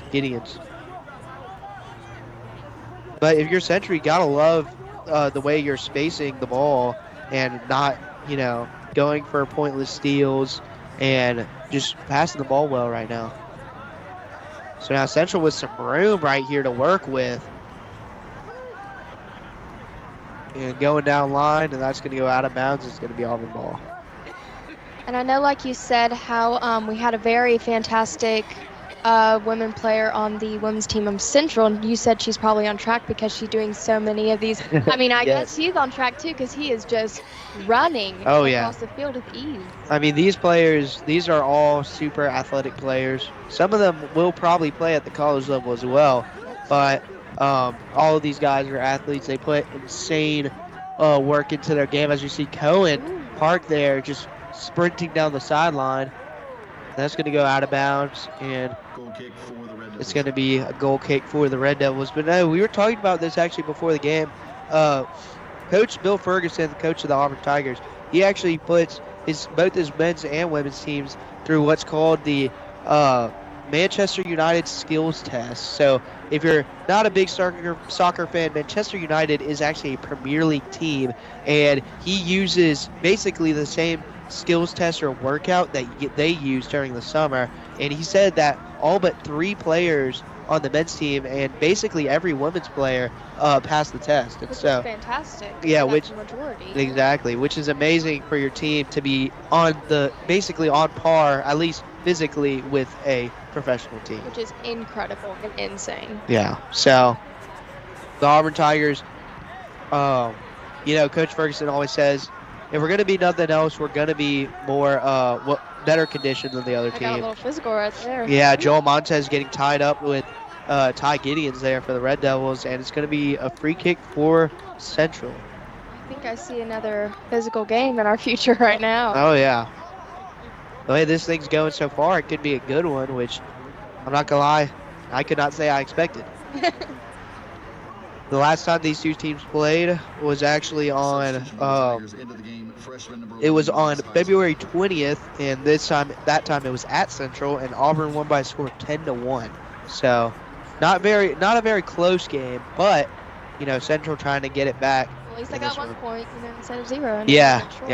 But I had to say, Central's definitely more skilled on the offensive side of the ball, but their defense so far has impressed me as well. Definitely. Looking at their past games and looking how they handled the ball, but today they're really up in their game. Absolutely.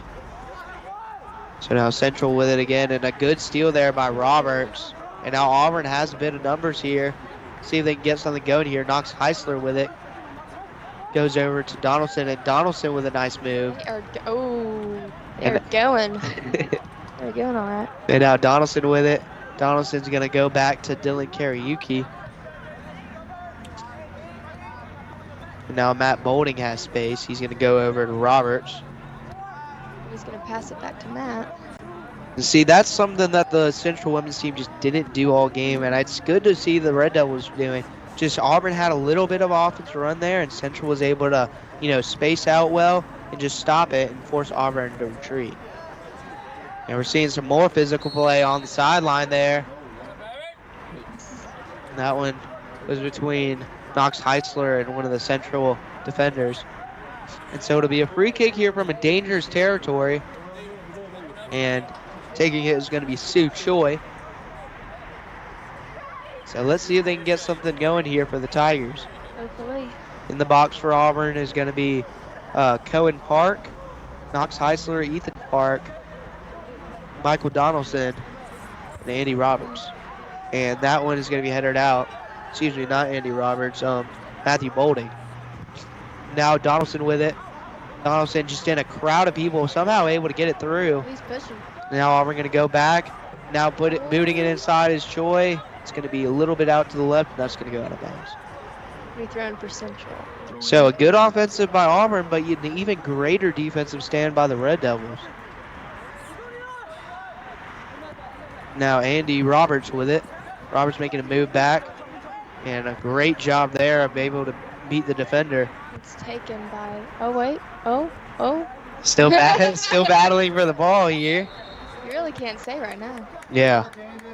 And Andy Roberts with some nice physical activity on the line, he's able to draw the foul penalty.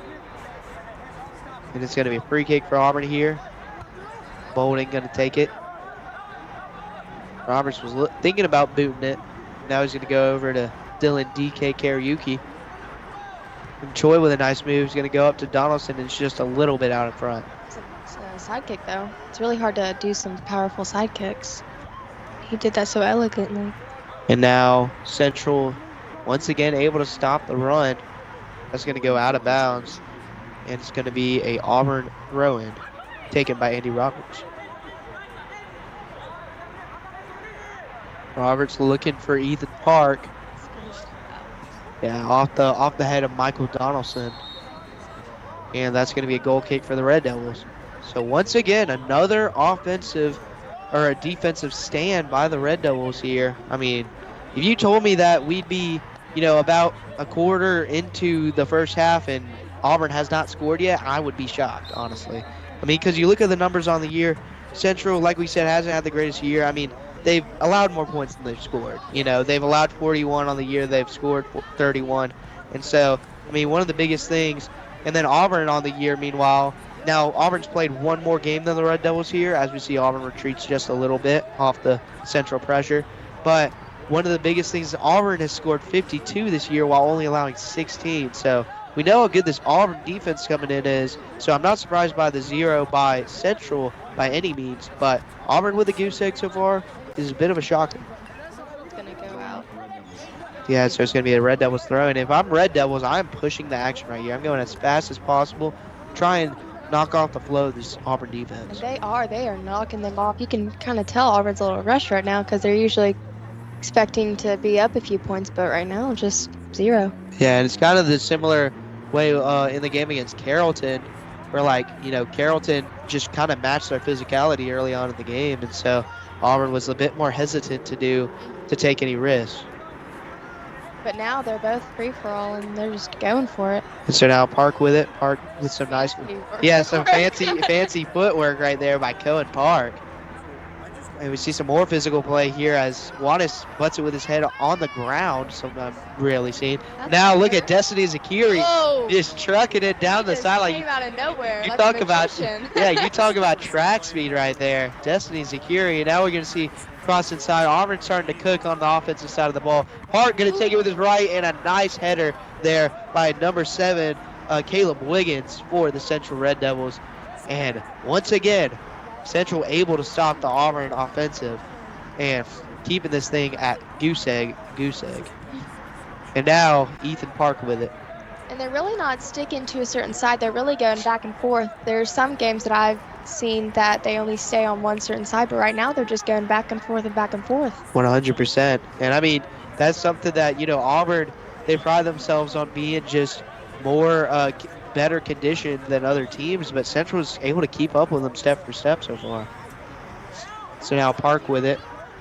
Park trying to work some magic, try and get this Auburn its first goal. He's really trying to find his mates out here. Oh, and Roberts might have actually broken the ankles of a Central player.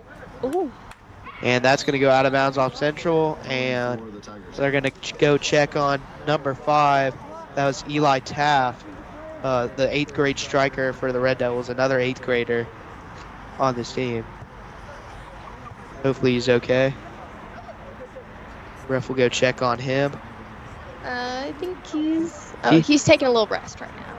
Yeah, he looks to be fine. It looks like he just rolled his ankle just a little bit. So I understand this is a high intense game so far. Absolutely. Well, those coaches coming out. So, but talking about the game so far real quick while we have a little bit of a break. As we see coming in for the Red Devils is going to be number 13, Jake Maholick. He's the senior defensive back. And coming out of the game, that's going to be number 5. Like I said, number 5, Eli Taft, the 8th grade striker. He's played a great game so far, and he's a reason that the Red Devils are in it right now. And so the Red Devils are actually going to make a big switch here. They're going to bring in a lot more of their team. Oh, my. Yeah, Central with a lot less, as you see, ambulance pass by. But Central with a lot less players out here tonight than Auburn. Auburn, the home team, they don't have to travel. Central has to travel a little bit. They didn't bring the entire squad, but their coach, Wesley Taft, doing a good job of trying to sub in his players. Encouraging everyone. Yeah, and I just noticed something actually. I'm assuming that Eli Taft is the son of the head coach Wesley Taft. So. Whoa. So yeah, so that great analogy. I did not even see that. Yeah, so I'm assuming Taft is not a very common last name, and them being on the same team. So, seeing his son out there injured, it's got to be a tough sight, but he knows he's worked hard so far. We'll see if he re-enters the game. So now Andy Roberts with it, gonna boot it inside, and even if one of the Tigers players touched it, I feel like it might have been offsides. Looked like they had a little bit of a step ahead of the Central Red Devils. But this game is huge. Not only if Central upsets this game, it would absolutely turn their season around, no doubt about it, because Central right now is actually 0-2 in their region. Meanwhile, Auburn is actually 4-0. So. Just crazy. Yeah. But. Yes. So is this game right now that I'm watching. Yeah, I know. Oh, and Andy Roberts trying to get it right there. Kind of slipped a little bit. But he's all right. And if y'all are just joining us, earlier today it actually rained a good bit, and so we're on turf right now, so it is a little bit slippery. Turf's already slippery as is, but now it's just a little bit more slick. And so some of the players, it's showing with some of the players falling down. Now we got a corner kick for the Red Devils, and this could be dangerous. And right there we see Cohen marking. They're going to call that every time. Cohen just getting a little handsy. And that is one thing I like about Cohen, but it's also one of his greatest weaknesses is that he is one of the most, he's like the fireball in this team. He's the very physical and very emotional leader for this team. And sometimes he'll get a little bit handsy and a little bit ill-tempered. And in a game like this so far, where Auburn usually would expect to be winning by at least 1 or 2, at least. In this game so far, it's still 0-0, and Central now has a chance to possibly take the lead. Well, and I don't know if you noticed, but when Cohen, he probably knew that he was probably going to get a card or something like that, he still continued on with what he was doing, and I think that shows a lot about his character and how even if he knows he might get a bad call or something, he's still willing to go and put all his best effort into it, and I think that's awesome. Absolutely. It's also smart, too, because, if you're going to foul them, make sure they don't have the ball. So, make sure they're not able to actually still make a play. It's a good play to end off of. Absolutely. So now we got Knox Heisler with it. Auburn going the other way, and that's Cohen. Cohen shooting out like a rocket. And now he's going to get it over to Destiny Zakiri. Zakiri on the sideline, one man to beat, gets past him. Going inside. He's going to go down to the corner to Mikey Donaldson. Can he catch up to it? No, he can't. But he was so close. He was very close. Just a little bit ahead of him. I think Cohen and Destiny are like little magicians. They're just appearing out of nowhere. Yeah, absolutely. They're not there in 1 second. Oop, they're right there. Yeah. They're running. I'm sure, yeah. He said only 3 players did not pass that skills test for Manchester United. I am 100% positive that Cohen and Destiny were not one of those 3 players. And so Central now with it after the goal kick. Coming this way. Yeah, had a little bit of space there, but good job by Ethan able to get the ball back for Auburn. And so now Matt Bolding with it, gets it up to Park. Now it's going to be over to Andy Roberts. And we're a little over halfway into this first half, and right now Auburn is currently still tied with the Red Devils. A very inspired effort so far by the Central Red Devils, to say the least. It's looking like a Carlton. Yeah, it's looking like a Carrollton situation, which I'll tell you, 9 times out of 10, I would have called you crazy if it was going to be like this. If you said it's going to be 0-0 about halfway through the first half. I would have said Central, right? But yeah. No, they're really doing it. They're doing it awesome right now. And so now Destiny Zakiri with it in the corner, looking to cross it inside, and just tipped away easily and booted out by the Red Devils. They're just playing very disciplined soccer right now. They really are. They're not trying to go one-on-one. Sometimes they are, but most of the time they're really trying to get their space back, and they're doing a really good job right now. Absolutely. So Central now with another throw in here.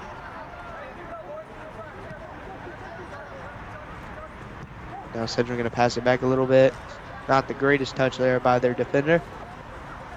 Now Sue Choi with it. And yeah, Auburn is not looking like they're on the same page right now. Central has them a little bit rattled right there.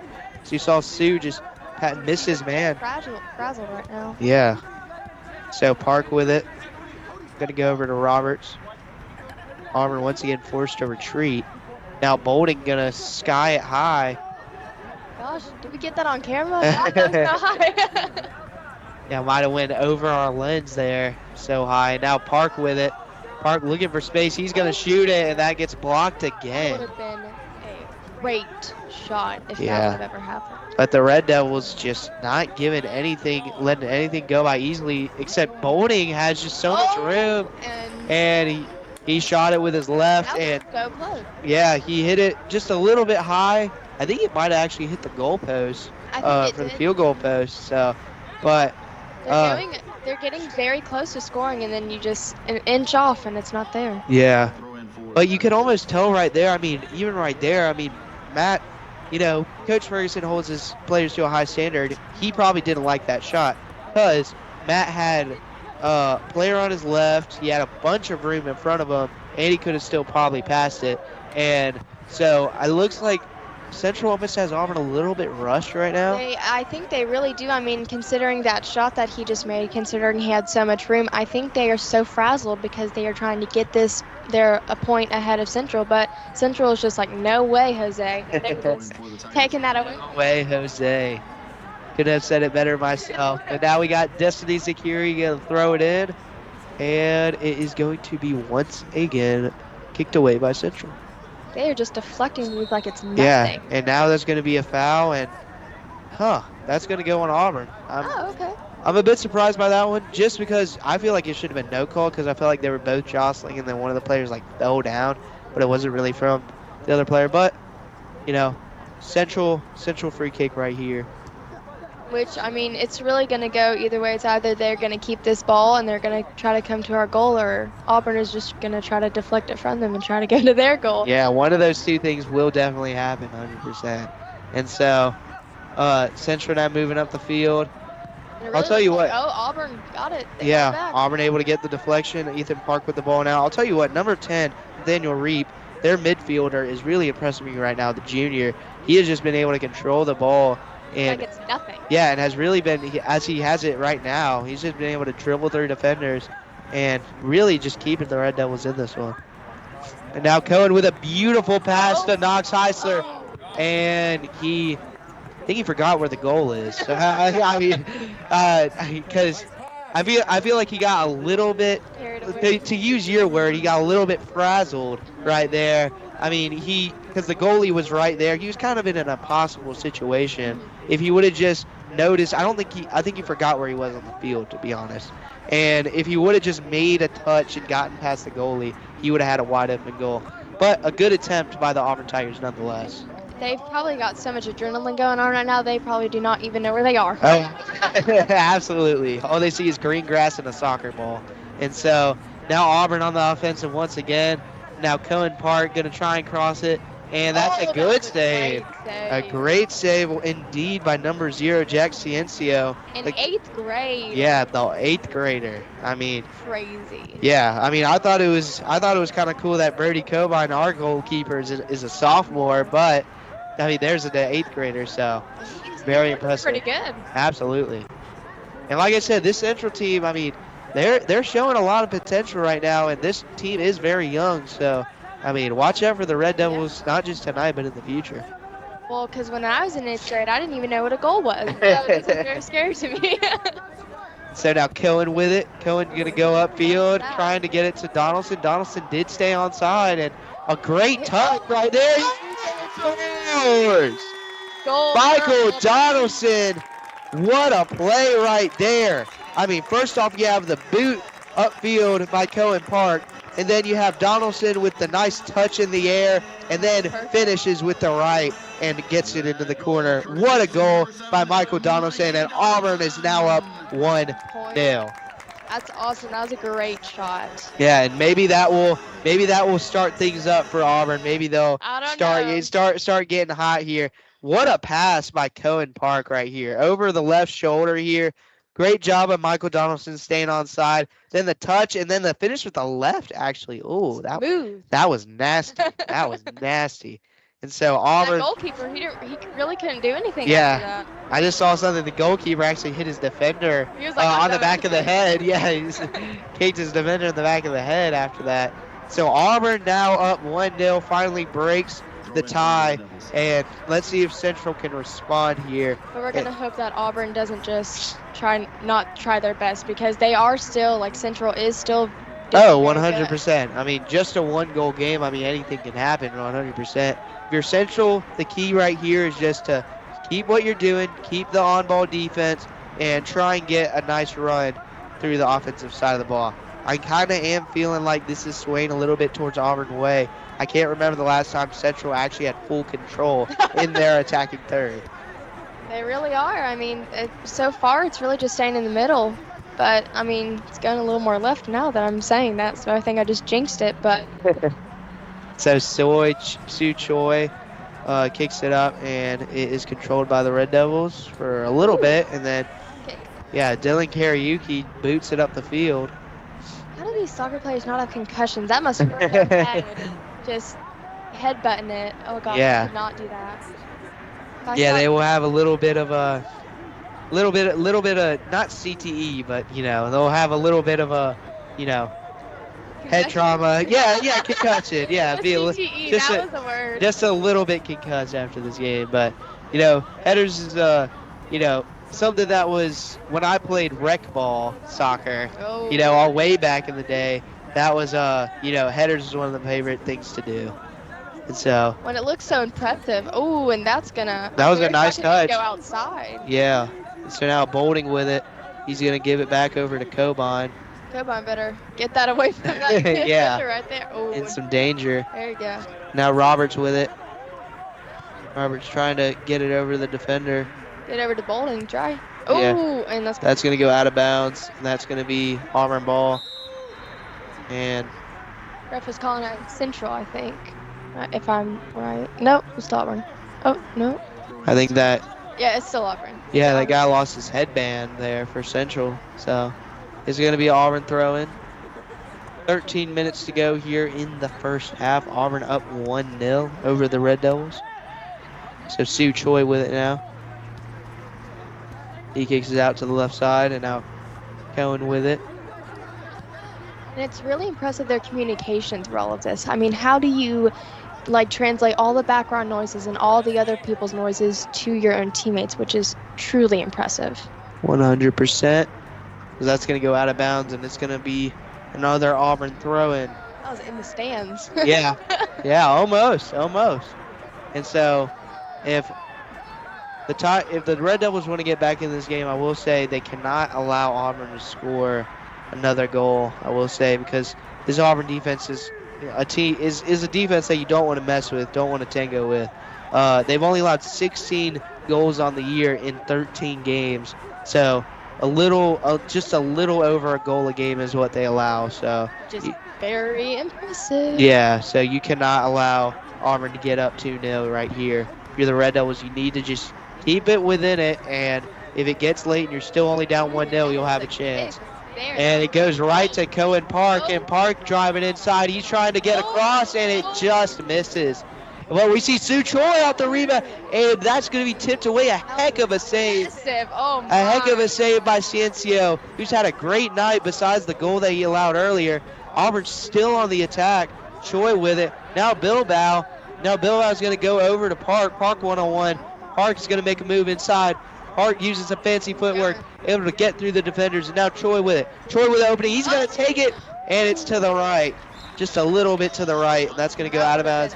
It's going to be an Auburn goal kick. I want to go back to that save, though, by Ciencio off the Sue Choi. We thought, it was over after he crossed it and missed his crossing man, but Choi was just on the back end, and he fired it at him. And I'll tell you what, that's one of the best saves you'll ever see, diving to your right with one hand. That saved it from being 2-0. When I know that he did not save one, but I mean, really could he do on that one save? But that save he just did right there, that is so impressive. And that Absolutely. Doing everything he can to keep his team in it. It's going to be tough here, though. Another drive here by Auburn. Knox Heisler with it. Heisler looking for an opening to try and cross the ball. Just decides to give it back off to Donaldson. That's going to go out of bounds. It's going to be off the Red Devils, so Auburn's still on the attack. Central cannot rest yet as we creep up on about 10.5 to go in this first half. An exciting first half so far. Now we see Ethan Park going to header it inside, and that's going to be booted away by the Red Devils. And they're going to call a handball, it looks like. Because I think it hit his hand. Yeah, if it hits your hand or your arm or your forearm, it is a handball. So I think it just caught Sue Choi on the forearm there. And so it'll be a free kick here for Central, and Auburn will back up a little bit. So that is a very odd rule that you can't really help where it hits, but yeah. Hopefully Auburn will try to. Oh, and Auburn already took it back. Whoa. Yeah, there you go. But yeah, no, the handball, it's mainly to prevent, from say a defender, wanted to stop him from scoring, he had just batted up out the air. Only the goalkeeper can touch it with his hands legally. Now he sees Zakiri get across the inside to Cohen Park, and it's off the top upright, and that's going to be cleared away by Central. That goalkeeper was saved. Yeah, absolutely. I think he probably could have saved that, knowing his history so far. Yeah, that wasn't even a bad play by Auburn. A great pass by Zakiri to a wide open Cohen Park, just unable to put it in the goal off the top upright. And so now Central's still down 1-0, but Auburn's still on the attack. Zakiri with some great footwork right here. Park going to drive to his right, and that's going to be once again booted away by Central. Wow. Regained again by Auburn. He's going to kick it to his friend. Yeah, they're gonna try and calm down just a little bit here. Auburn just keeping the foot on the gas pedal, trying to get one more before halftime to try and kind of gain a little cushion going into the second half over this Red Devils team. They've got 9 minutes, but I don't know if that's going to be enough to get a few goals or not, but we'll see. They're on the left field right now. So now Cohen Park with it, and he's going to go back inside to Juanes Bilbao. Now it's going to be controlled by Roberts. Roberts one-on-one against a man. Nice footwork right there. So now Bolding with it. He's going to go crossfield to Dylan DK Metcalf. Or excuse me, Kariuki, not Metcalf. Not the receiver. And now it's going to be crossed over to Sue Choi. That was a kick, all right. Yeah, booted it out all the way over the midfield line. So Auburn's going to have it, but it's going to be on their side of the field. Just about 8 minutes to go here in the first half. If you're just joining us, Auburn is only up 1-0 over their rival, the Central Red Devils. Central with a couple of good saves and a couple of good breaks as well to stay in this game. And the Tigers right now are firmly in control, but the Red Devils are still in this game. So now Juanes Bilbao with the ball here. And Bilbao's going to go, and he's going to pass it up to Knox Heisler. It's a great ball. I think that was out on Central. Yeah, it was. Great job by Knox to get it off the Central Red Devils' foot. And Cohen Park, and that's going to be just a little bit to the right. Just a little bit to the right. Just a little over the line. So that the background goalie. Yeah, I almost scored in the other goal. So, but it's going to be a goal kick here for the Central Red Devils. And I'll tell you what, if you're Central, you got to be happy so far, honestly. I mean, I know you're down 1-0, but considering the last game was about 5-0 by this time in the game, you got to be happy with where you're standing right now. If I was that Central goalkeeper, I'd be jumping down. Yeah. Whoa, he is and game. And that one was good right there by Knox Heisler. Just booted it through the uprights, and he's laughing a little bit, seeing how he just a little bit strong on that one. So, but this game could easily, 100%, easily be 3-0. Yeah, Auburn. But Central just staying in it. And I'll tell you what, if it gets, down to the wire and Central is still in this game, I wouldn't be surprised if Central makes a big run to try and get a tie or a win in this game. So now we got Knox Heisler with it. Oh. And he dives on the ground, and they didn't call a foul. Cohen pleading his case for his teammate, He but did not get that case. yeah, and so Hiroyuki with it on the back end has a lot of space. Auburn no need to rush here. Brody is just chilling over there. Yeah, Brody having the time of his life right here. I don't know. It's about to come his time though. They always say the best time for a keeper is when you're not doing anything in soccer. And it actually hits the ref right there. And the ref blowing the whistle, trying not to get ran over. Yeah. So they're actually going to give it to Central. Okay. Well, Brody's got something to do now. Yeah. So. So it's going to roll all the way out, and it is going to be a goal kick for the Auburn Tigers. Everyone's on the game right now. They're just trying to do something to change the score. Yeah, this is, even though it's been one-sided in the past, this is a very big rivalry. I mean, those who watch, football, basketball, it's the same in soccer. These two teams, not the fondest of each other, and they want to win. Yes, I remember one time I was at a basketball game and Central was losing, and they said, "That's okay, we'll just beat you in football." And I'm like, "Okay, whoa." Yeah. No, it gets serious between these two teams. And Auburn looking to sweep them tonight between the women's and the men's soccer games. So Juanis now going to pass it over to Destiny Zakiri. Now Bilbao with it. He's going to go over to the captain of the team, Cohen Park. And Cohen is just killing this game right now. He was really trying his best. Absolutely. Giving it all for his team. And you can really see it through his actions. Yeah. Through his kicks. Putting it all on the field tonight, Cohen Park. You saw that pass earlier to Michael Donaldson. Donaldson now going to pass it over to Zakiri. Zakiri going to put it up. It's going to go a little right. Yeah, just a little bit high and to the right.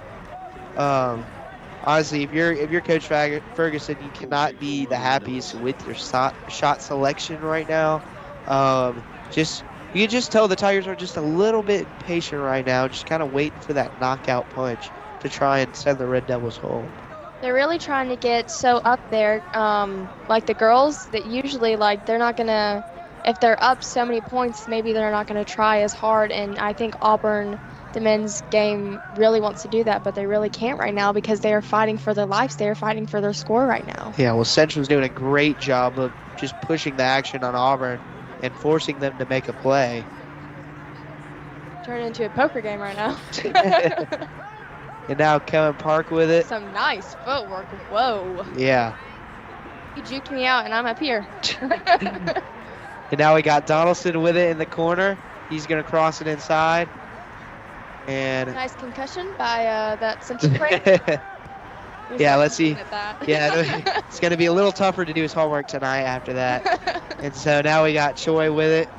And Choi kicks it right off the shin of a Central player. Now he's able to steal it. Nice steal there by the Red Devils. That was Caleb Wiggins. They're going right, passing it to their friends. Yeah, trying to get it, trying to go as fast as possible, which I don't blame them. I mean, I feel like the one way to beat this Auburn defense, who hasn't allowed a point in they haven't allowed a point. They did tie Columbus 3-3, but I remember last time they were at home, they did not allow a point in the whole game and not allow a goal.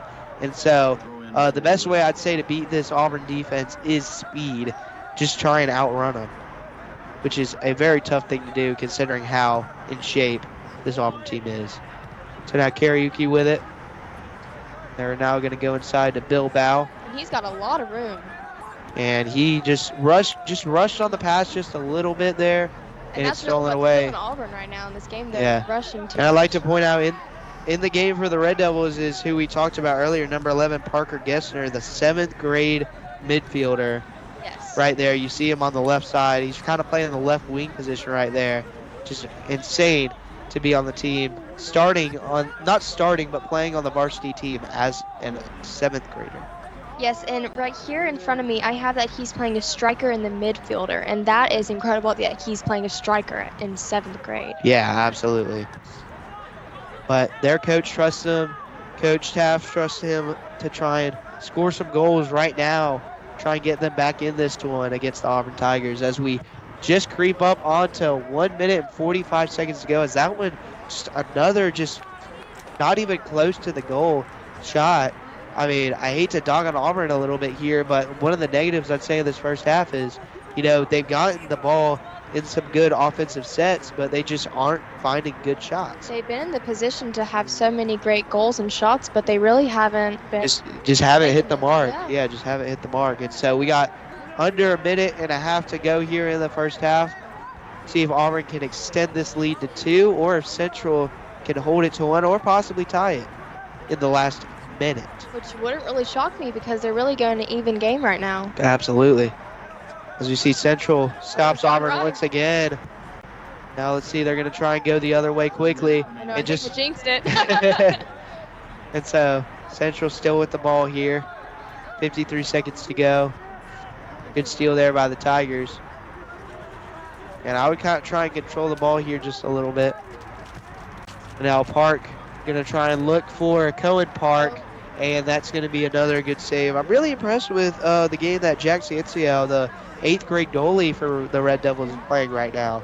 Played a really good game. He is impressing me, and I was like, oh, an 8th grader, I don't know about that. And then I'm like, wow, that is incredible. And you know, it really does show that age really does not matter in sports, because you can be a 7th and 8th grader and you can still play on varsity and be these amazing things. Absolutely. If you have that athletic ability and athletic talent, I mean, yeah, there's no limit. 10 seconds to go here. Central, let's see if they heave it up for a possible buzzer beater. And he bad just kind of touch gave right it there. to Auburn. Yeah, though. bad touch right there. Andy Roberts just going to kick it up a little bit. That's going to do it. A surprisingly intense first half here between the Auburn Tigers and the Central Red Devils. Auburn up 1-0 at halftime over Central, but don't go away because we have the second half between this great rivalry coming up, presented by AHS Mass Media.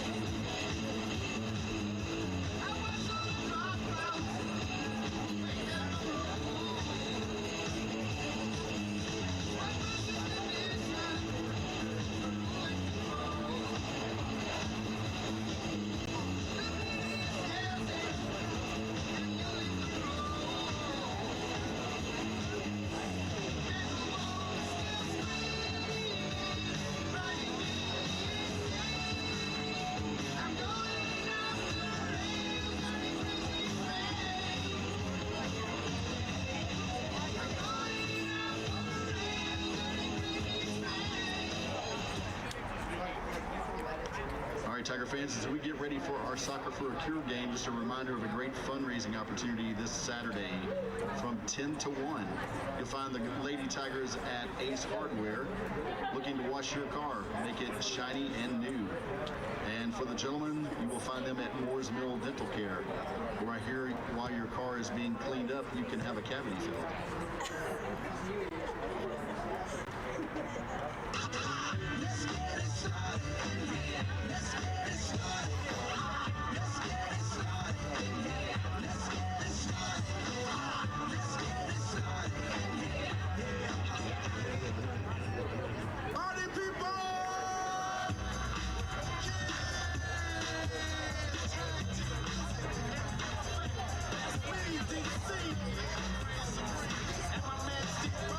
Folks, if you haven't seen that great signage up above the concession stands, we'd like to thank our booster club for making that happen for us over the weekend. A special shout out to Becky, Mike, and Rob for getting up on those tall ladders and getting those signs affixed for us, but it looks great. Thank you.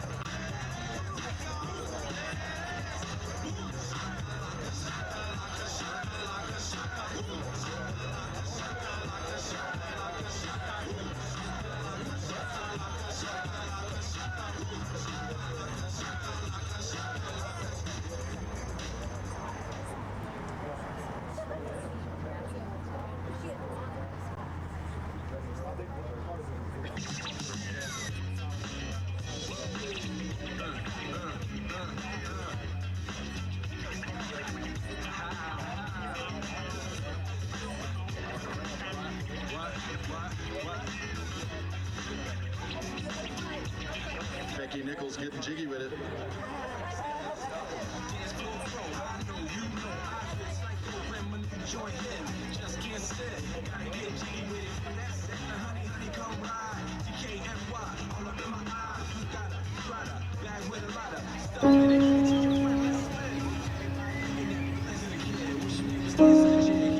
This high school gym used to be packed most nights.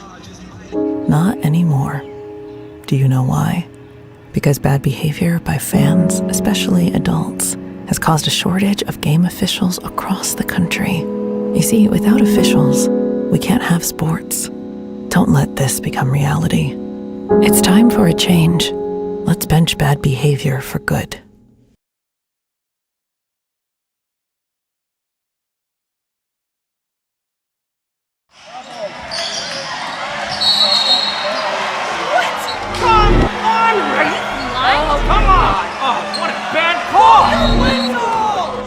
You have no business being out there. Terrible. You know, I'm a person too.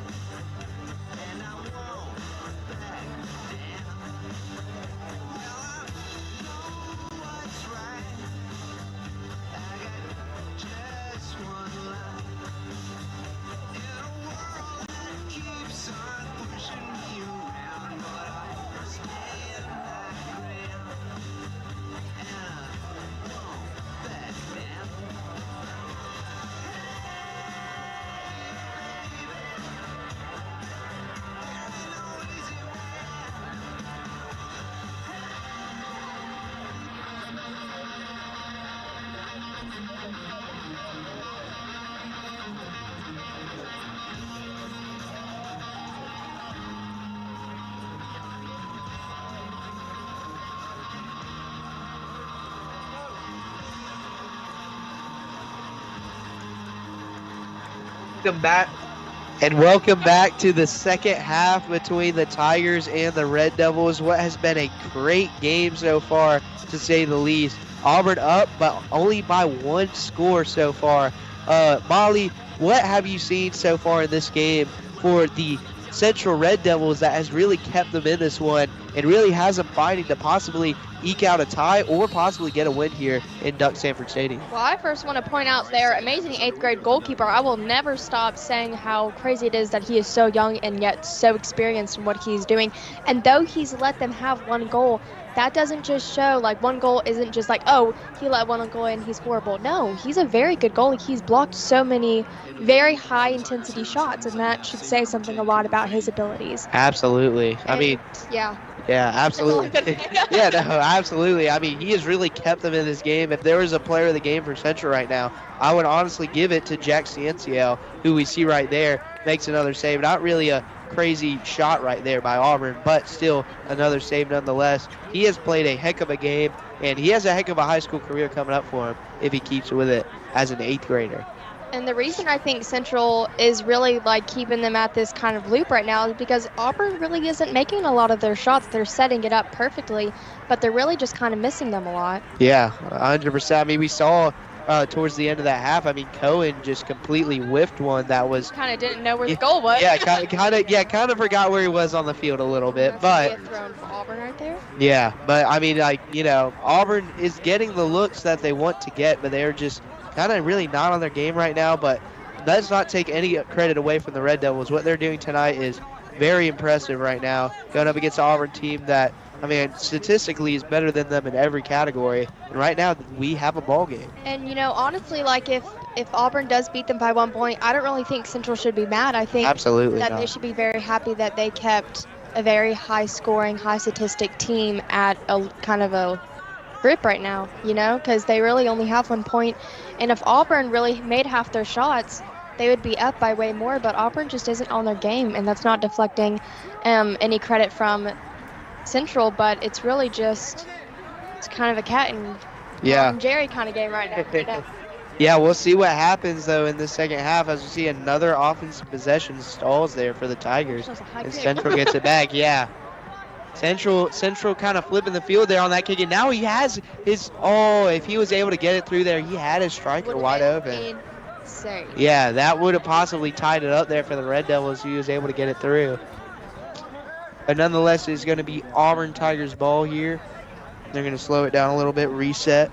And something in soccer, because I used to play football, that is surprising, is that whenever they don't know where to throw it to, they actually go behind everyone, and that really shocks me because you would think that they would keep on wanting to go and pushing it, but they really, like, if they don't have anything else, they'll go behind them, and really that kind of confuses me because why would you want to push back? But in some cases, it does work like that.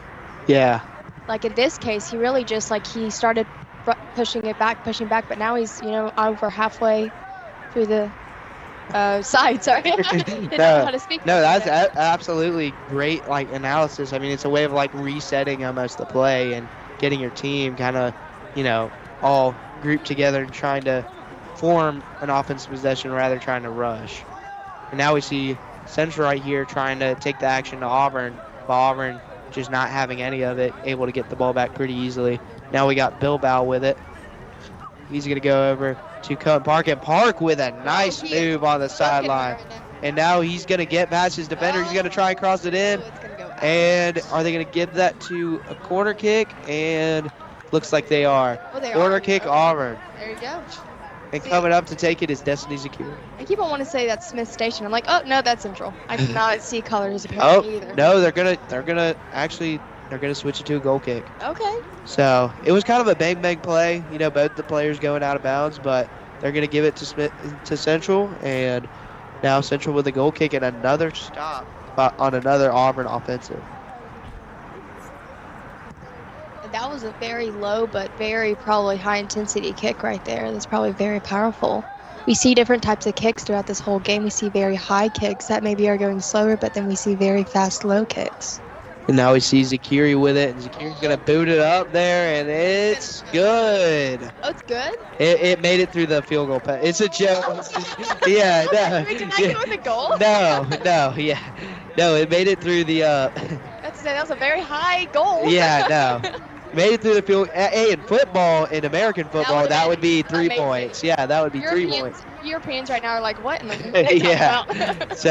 So Central able to once again force Auburn to stall on offense, and now, I mean, Central is literally just one good offensive push away from tying this game up. Let's see if Auburn, though, can keep the pressure on them. As we see Donaldson just going to take it himself down the sideline here, able to keep it in bounds. Call that out. And they're going to call that a goal kick. Really? Yeah, very surprising call by the refs. But you can feel the momentum kind of shift towards Central side, and a lot of times, especially in soccer, the refs will shift that way too. You can really feel the atmosphere right now. Everyone kind of feels rushed. I really get it from Auburn. Yeah, the fans here today are all kind of on the edge of their seats right now, not knowing what's going to happen. I mean, I'm so close to just standing up and sitting down. I'm like so into this right now. Yeah, honestly, I might end up doing that here in a couple of seconds. And so now we see Central booted down the field here. Matt Boulding trying to take control of it, being chased down by Ty Gideons. But Central is. And now Auburn, Central takes it away, and they have numbers that they can control the ball here. And they're going to call a foul. Oh. They're going to call a penalty on Matt Boulding, and that's the right call, I feel like, because it looked like he had him grabbed near his hip. And honestly, though, not a bad play, because if Central was able to control that ball, they had some numbers. But now here we go, a free kick, and honestly, I wouldn't be surprised if he just shoots it here, and he's going to put it up, and a nice catch Brody is by just going to Brody be like, Kovar. not today, Jose. He's just going to say, able to my just sophomore jeans are not doing that. I gotta be a nice goalkeeper today. Yeah, gotta rep your sophomores, and so Brody Kovar get a punt it away here. Auburn able to get another stop on the Central Red Devils. And Central just, giving themselves concussions, but it's really working right now, Hey, putting it all on the field here, trying to win this game, and that's gonna go out of bounds off the heels of Donaldson. And I'll say it again, if this game remains this score and it's about 15 minutes to go, I wouldn't be surprised if we see a late offensive push here by Central. And really just seeing defense right now. Absolutely. Not that it's bad, it's very good. And so Cooper with it. Cooper going to go down line to Donaldson. Donaldson gets bumped right there. That was no call by the ref. Oh. The fans are upset. Now Central with a crossing chance here. They get it over. And Auburn trying to clear. They do. Go. What a job there by the Tigers. That was incredible defense right there. Able to clear it. They're not done yet, though. Central going on the offensive attack again. You can really see Central is pushing this offense right now. They are not just using defense. They are pushing this offense, and Auburn is just using their defense. Things are heating up right now, and now we see Cohen Park just running by himself, a madman trying to get a cross off here. That's going to go out of bounds, and that's going to be a corner. They're going to call a corner right there. So here we go. You feel like, at the same time, you feel like Central might tie this thing up. I mean, the way the momentum's swinging, but if Auburn gets a goal right here, makes it 2-0, you feel like Central might just not have enough in them to try and score 2 here. But you never know. Let's see this corner kick by Destiny Zakiri. See if velocity is going to be on our side today or not. Yeah, in the box for the Tigers right now, Cohen Park. I think Matt Boulding's also in there. And you also got, on the back end, you got Knox Heisler. As well as Michael Donaldson. You're just waiting for them to kick it, and it's just so much. Yeah. You're so scared. So here we go. Zakiri to boot it up, a low kick, and I don't think that's what he was looking for, and that's going to be booted away, and is that going to go into traffic? And that's going to go, I think it exited the stadium. It was out of there. Yeah. That's a little baseball term for y'all. Well, I'm just hoping it didn't hit a car because we all don't know the way Doug Sanford is built. Outside that wall, it's traffic. So someone will be getting a new soccer ball. Yeah, exactly. On their windshield. Deflated or not. Yeah. We don't know. So, but Auburn once again going on the attack here. And Zakiri with it. I feel like a fortune teller. I can feel the aura of them being so flustered right now and so frantic of trying to get some offense. Oh, whoa. And it's good. It's good again. Another time they just keep making it into the wrong goalpost. I think we have some future football players at our hands right now. I mean, hey, Townsend Dewey used to play soccer. Now he's going to Auburn University as a football kicker. So, you know, you never know. But, Ooh, almost lost that. Ooh. yeah, Juanis Bilbao going toe-to-toe with number 8, Tylen Davidson for the Red Devils. And now we see on the other end Andy Roberts with it. We've really seen Central's defense kind of slowly changing from how it was first quarter, because originally it was so far out and spread out, but now it's just really onto them. And I'm kind of like, whoa. Yeah. Back up. Well, Central doing everything they can to try and get the ball back and try and get something, anything on offense. Because right now they still do have a goose egg. They're in this game, but they still have a goose egg on the scoreboard. These Central defenders are not letting up. They are not giving them a chance to breathe. No, both of these teams, if they want to score another goal in this game, it's going to have to be hard fought. So now up to Knox Heisler, passed by Bolding. Now Heisler gets the touch back by Cohen Park. Now up to Ethan Park. Good job of staying on sides there by Ethan. Now Heisler with that looking to cross. He crosses it up. He has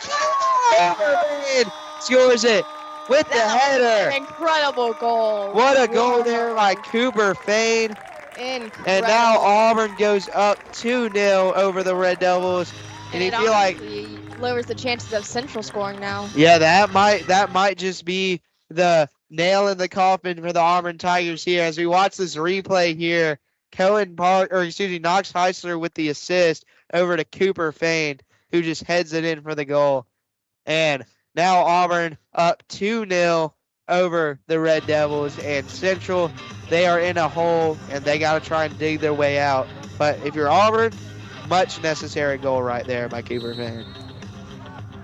Lights are giving me a headache right Yeah, I know, yeah. Yeah, a bit of a seizure warning right there for those lights. But so now Central, if you're Central, you got your work cut out for you. You're down by 2.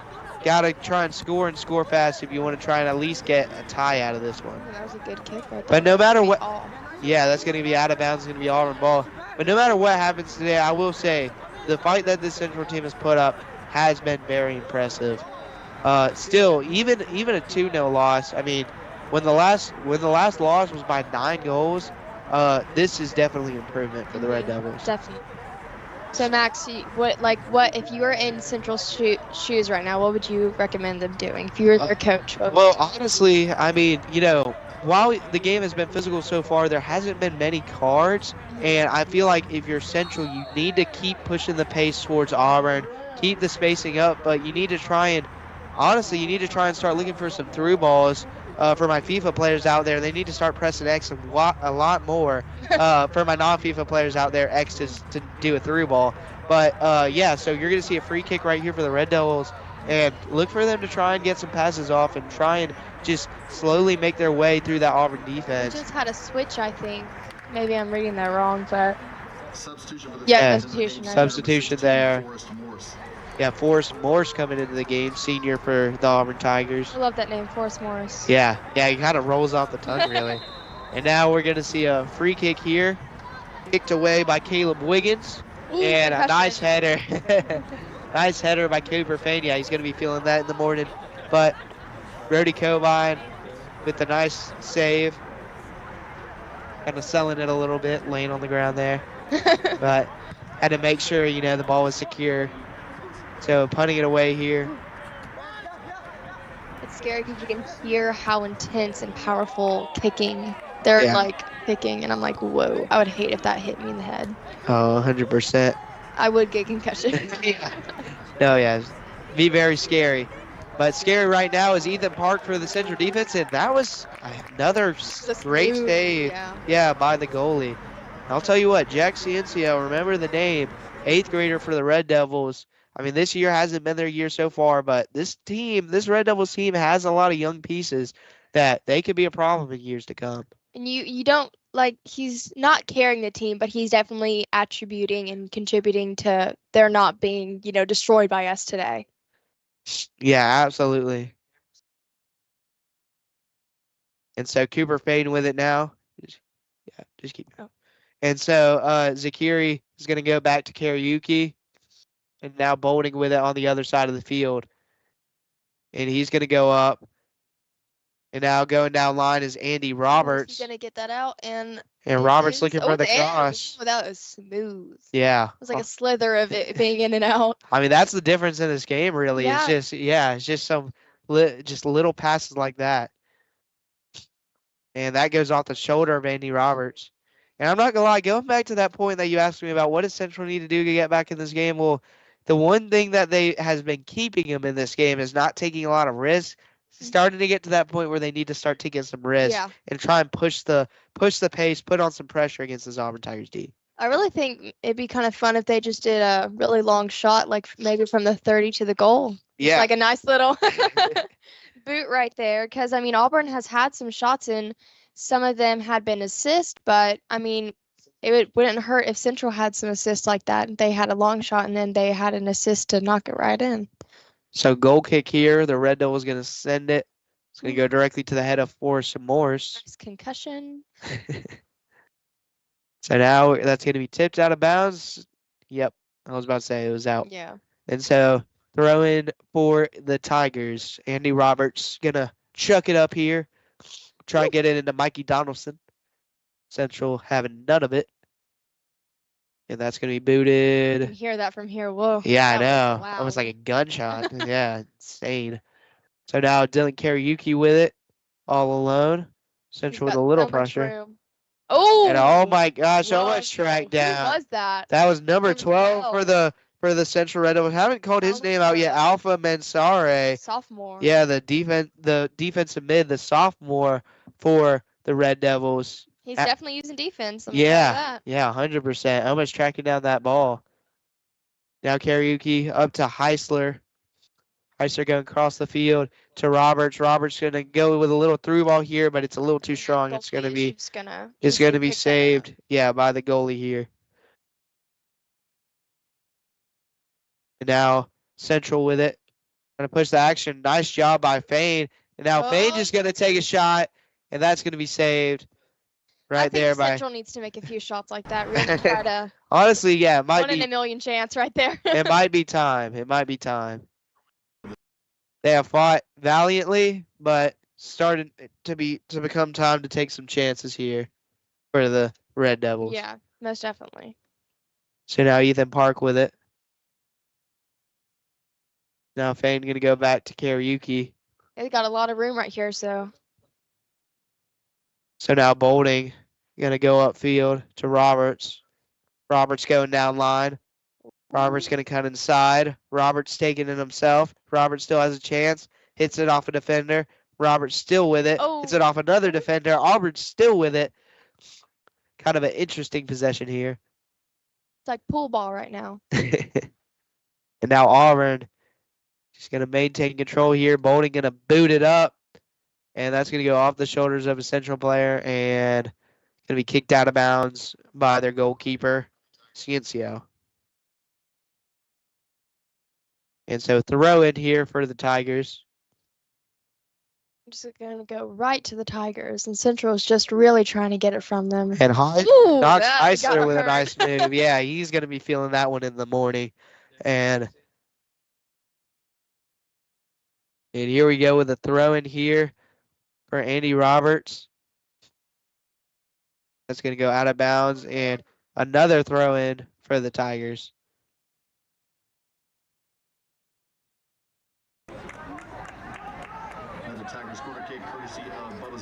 And it's actually going to be a corner kick here.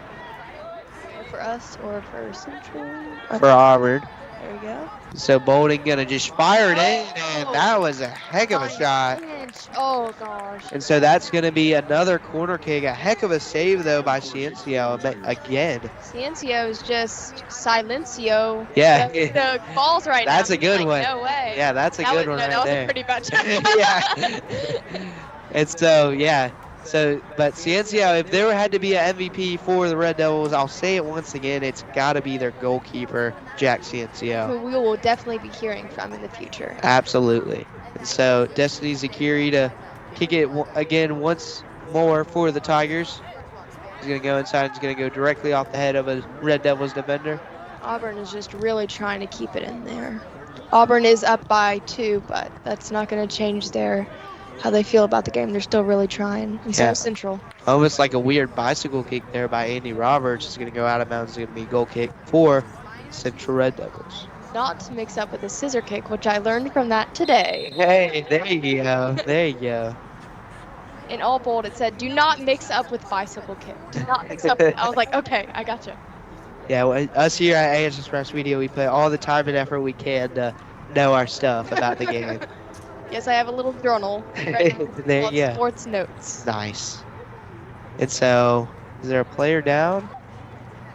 Stopping. Do they have a corner kick or something? And no, it looks like there's a player down on the other side of the field there. Looks like he's just fixing his shin guards right there. So nothing too crazy. Just on the sideline. Hopefully it's nothing too serious. Yeah. Doesn't look like it. Like And a water break right now. yeah, honestly. So now Matt Molding, kind of losing his shin guards there, able to come back in.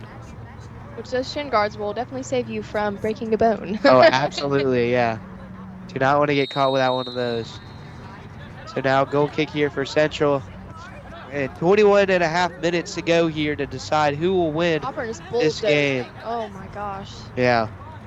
Auburn trying to. Oh, and what a move there, though. You got the Auburn fans screaming. Who was that, 16? Number 15, Alec Gonzalez, the midfielder, sophomore midfielder for the Red Devils. These young people, whoa. I'm telling you. Making me feel lazy. Yeah. So now Nathaniel Reap, who I mentioned earlier, had a great first half. He has been kind of quiet the second half, but he's trying to make a move here while Auburn having none of it. It's really just getting, Central is making these incredible plays, but, they're just kind of deflecting it, and they're not really passing the best to each other. I think teamwork is definitely a big part, and they are not really following it, but they are making some incredible moves. That's going to go out of bounds off the foot of a Red Devil defender, so it's going to be a throw in here for Mikey Donaldson. And he throws it in, and that's going to be a header and a good save there by, once again, Silencio. Yeah. That's the new that's his now. that's his new nickname. From now on, he's Jack Silencio.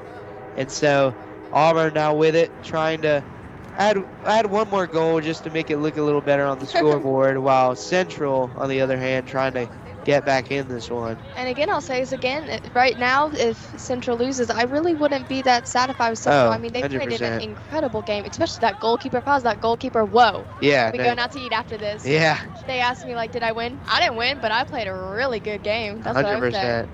100%. You look at the Central team. They lost their last game to Smith Station 3-1, and then they tied against Northside 4-4. But had 2 wins before that, but then they had that long losing streak of about 6 games. So this game, while it is most likely going to go down on the scorecard as a loss, as we see another great save there. But it silence the balls right there. but it's most likely going to go down as a loss for the Red Devils today. Although unless he has anything to say about it, unless Alpha Mansare has anything to say about just taking it himself, why don't you? He is over it. He was like, I'm taking things to my own feet. He's like, I'll handle this myself. And now, but Auburn able to take it away. But if you're the Red Devils here, it might go down as a loss today, but it is showing improvement throughout the season. And really, if you're Coach Wesley Taft and these Red Devil team, that's all you can look for right now. I think he got a little hurt right there, but I think he's getting back up and he's got it. Yeah, Mikey Donaldson might be in the running for our AHS Mass Media Player of the Game. Had the first goal of the night for the Tigers, but he is currently finding some pain right there. You can see him kind of limping a little bit. Had a little bit of a mix-up early on in the game. Let's see if he can remain in this one. Those shin guards are really helping him right now. And we see that's going to be Mansare who hits the floor. And I know sometimes if coaches or refs see that they're struggling, they will take them out. Absolutely. And you see Mansare just a little shaken up. He's had an excellent second half. Said his name a lot. He's going to go take a seat on the bench. Also going out for the Red Devils is Alan Gonzalez, who had that nice move earlier. Yeah, this game has been a tough fought game. You can see all the guys stretching. They're all definitely trying their hardest. This isn't like oh, I just got up 5 points, I won't try. No, they're all trying. Even though Auburn is up 2, Central is playing a heck of a game. Yeah, perfect example of like how tiring this game has been. Senior defensive mid Caleb Wiggins just got off his feet. He was kind of taking a little yoga break, trying to stretch out the joints. I don't blame him. This has been a hard-fought game. This just called me lazy and like different ways. Like when I stretch, it's because I got up, and they're like, "Oh, and I just finished a 5-hour soccer game." Yeah. What? Yeah, no, there's definitely going to be some ice packs being used after this one. And so Donaldson with it. Donaldson with 3 guys around him, able to get through, and now Bilbao with it. He's going to go over to Roberts. Roberts with a nice behind-the-back pass. Oh. Now across inside by Morse, and that's going to be cleared by the Red Devils. Now Dylan Karaoke with some green grass in front of him. He's going to go over, and just a little too strong there, trying to get it over to Donaldson.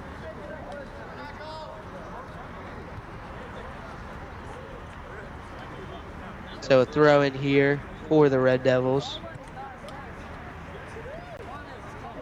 Just gave it to his other friend, and then, oh, that almost went out. They kind of tiptoeing the line there a little bit. Now Zakiri with it. Zakiri with a nice move. Just let that out. Yeah. Zakiri going down line. Zakiri looking for a cross. Gets hit. Asking for a call. Doesn't get it. Now Fade with it. Fade with an excellent look and a nice save. Silencio again. I like that. And he gets another save. I mean, we're not really keeping track of how many saves he is, but I guess he has to be almost in the double digits right now. Yeah, most definitely. And so. And honestly, that first save in the first quarter, I would personally count that as 5 saves because that was a crazy save. Absolutely. So I count that as 5 in my books right now. In that case, he has basically 15 in this game. Yeah, breaking the record books right now. And now Zakiri with it all alone on the backside.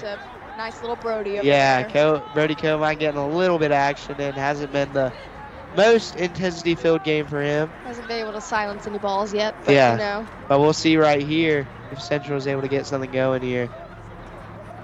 Lack of cards in this game that I'm really seeing. They're not really penalties. Yeah. So it is a very physical game, but we've had a few physical games in the past, and we've had some that were heavily carded and some that were not. Yeah, that Carrollton game was a big example. Yeah. I wasn't gonna say. Yeah, there's a lot of cards in that game, but preferably to Auburn, but you know. Today, no. I mean, the cards are staying in the pockets of the refs, but I mean, it's still once again a very physical game.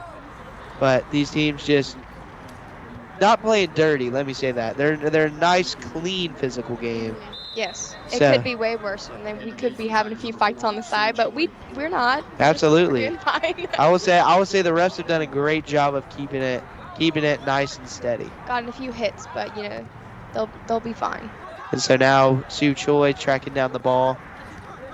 He's just close to that line right there. Ooh, and a nice touch away. Ooh, and Brody trying to take it.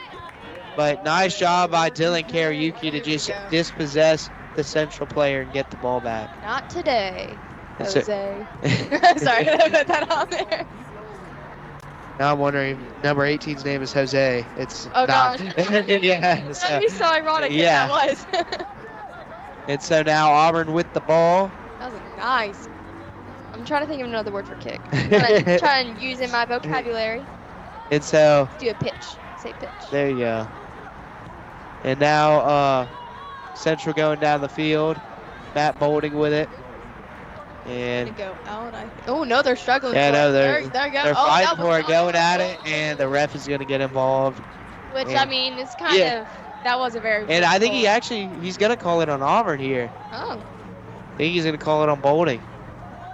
Bolding has been being like very defensive this game. He's gotten a few cards. Yeah, Matt Bolding is. But you talk to Coach Ferguson, there is probably not another player on this team that Coach Ferguson is more complimentary of his improvement than Matt Bolding. I remember, yes, you told me. You said that the coach really said that he is probably the most, and like he is. Yeah, one of the most improved players on this team. I mean, that's the word I was looking for. I was like, what word? No, but as a junior, Matt Bolding, you know, he started last year too as a sophomore, but really just kind of going into that role of a prime defensive player for them on the back end that they can rely on. And right there, I just can't believe that right there. Caleb Wiggins coming up and just whiffing the wide open shot. That could have been Central's first goal of the game. And that's going to go. Like, not today. Yeah, that's going to go just over the right side. Nice attempt by Nathaniel Reed. But they did. I mean, you do see Central is starting to take some really big shots, some really big chances right here. Well, they would have had a wide open one earlier, but Caleb Wiggins just completely missed the ball. So, I mean, yeah, I was a bit surprised myself. But Central still a little bit of time here. Feel like if you want a chance in this one, you got to cut it to at least, you got to score a goal in the next at least 5 minutes. And what a move there by Knox Heisler. Heisler going to go inside. Silencio. Once again, silencing the Auburn Tigers right there with his save. So Central going to go the other way with it. Right now, Central just trying to get anything going on the offensive end of the ball. Was high. Oh my gosh. Yeah, surprised it didn't go out of bounds. So that's going to go out of bounds off the foot of Matt Bolding. It's going to be another throw-in for the Red Devils. You've been hearing his name a lot, and whether it's good or bad, you've definitely been hearing his name. He's becoming a little celebrity up here right now. Yeah, Matt Bolding, I mean, that's actually a little bit good for the Red Devils in that case because he's a defensive mid for Auburn. So shows that Central is getting a little bit more offensive play going here in the second half. Now Bolding, or excuse me, that's not Bolding, that's Forrest Morris coming up for it. He's going to boot it inside. That's one of my favorite names, Forrest Morris. I'm actually going to change my name to Forrest. Forrest Morris. There you go. Yeah, just the rhyme scheme of it, and Forrest just taking a little bit of fall there. And a bunch of bodies falling here, and finally the ref is going to call something. He actually didn't call a foul there. He's going to call it a throw-in. Well, that was... Yeah, so it went out of bounds. And let's see. Okay, so one of the refs said throw-in, the other said free kick. Let's see what they decide on. Some odds right now. And they are going to decide on an Auburn free kick here. And Cohen just elected to dump it off to his teammate. And now Bilbao with it. He's going to go up to Fane. Fane going to go over to Zakiri, and Zakiri just unable to control the ball. So throwing it in for Central is going to be Ty Gideons. And now we're going to see some sub-ins. Yeah, some subs for the Red Devils. Substitution for the Red Devils. And I think you're going to see right here coming into the game for Central is going to be 12, I think? Yeah, number 12. That's going to be Alpha Mansare, who we talked about a little bit earlier. He's got in the books 3 positions. He's the midfielder, the defense, and then I think that's the front something, the FB. Yeah, Alpha Mansare. Yeah, that's going to be the ball. Yeah, yeah, he is the ball. Yeah, no. But my mind's kind of blanking right now. But no, I think it's the forward. He's the forward as well. So that's exactly what I was gonna say. Yeah. But Auburn going the other way with it here. Their ankles have to be hurting right now. Oh yeah. Mine hurt just from watching it. Yeah, they're gonna be taking some good rest after this one. Nice night's sleep after this game. Definitely. So we see Mansari getting a touch here after getting subbed in. Just kicked it on Auburn. He's like, take that. So coming up, 10 minutes to go here in regulation between these two teams. And now we got Heisler trying to chase down the ball, but a nice clearance by the Red Devils. That was a kick. I thought that went to the stands for a second. I did not know where that was going to go. So 2-0 here. Tigers up. Central running out of time to try and get a goal on the scoreboard. That's going to go out of bounds, and they're going to say it was last touched by the Auburn Tigers. Goal kick. Corner kick for the Tigers. Nope, they're going to say corner. Oh, wow. Oh. And whoa, what? And yeah, and he's going to get called. That's going to be a card.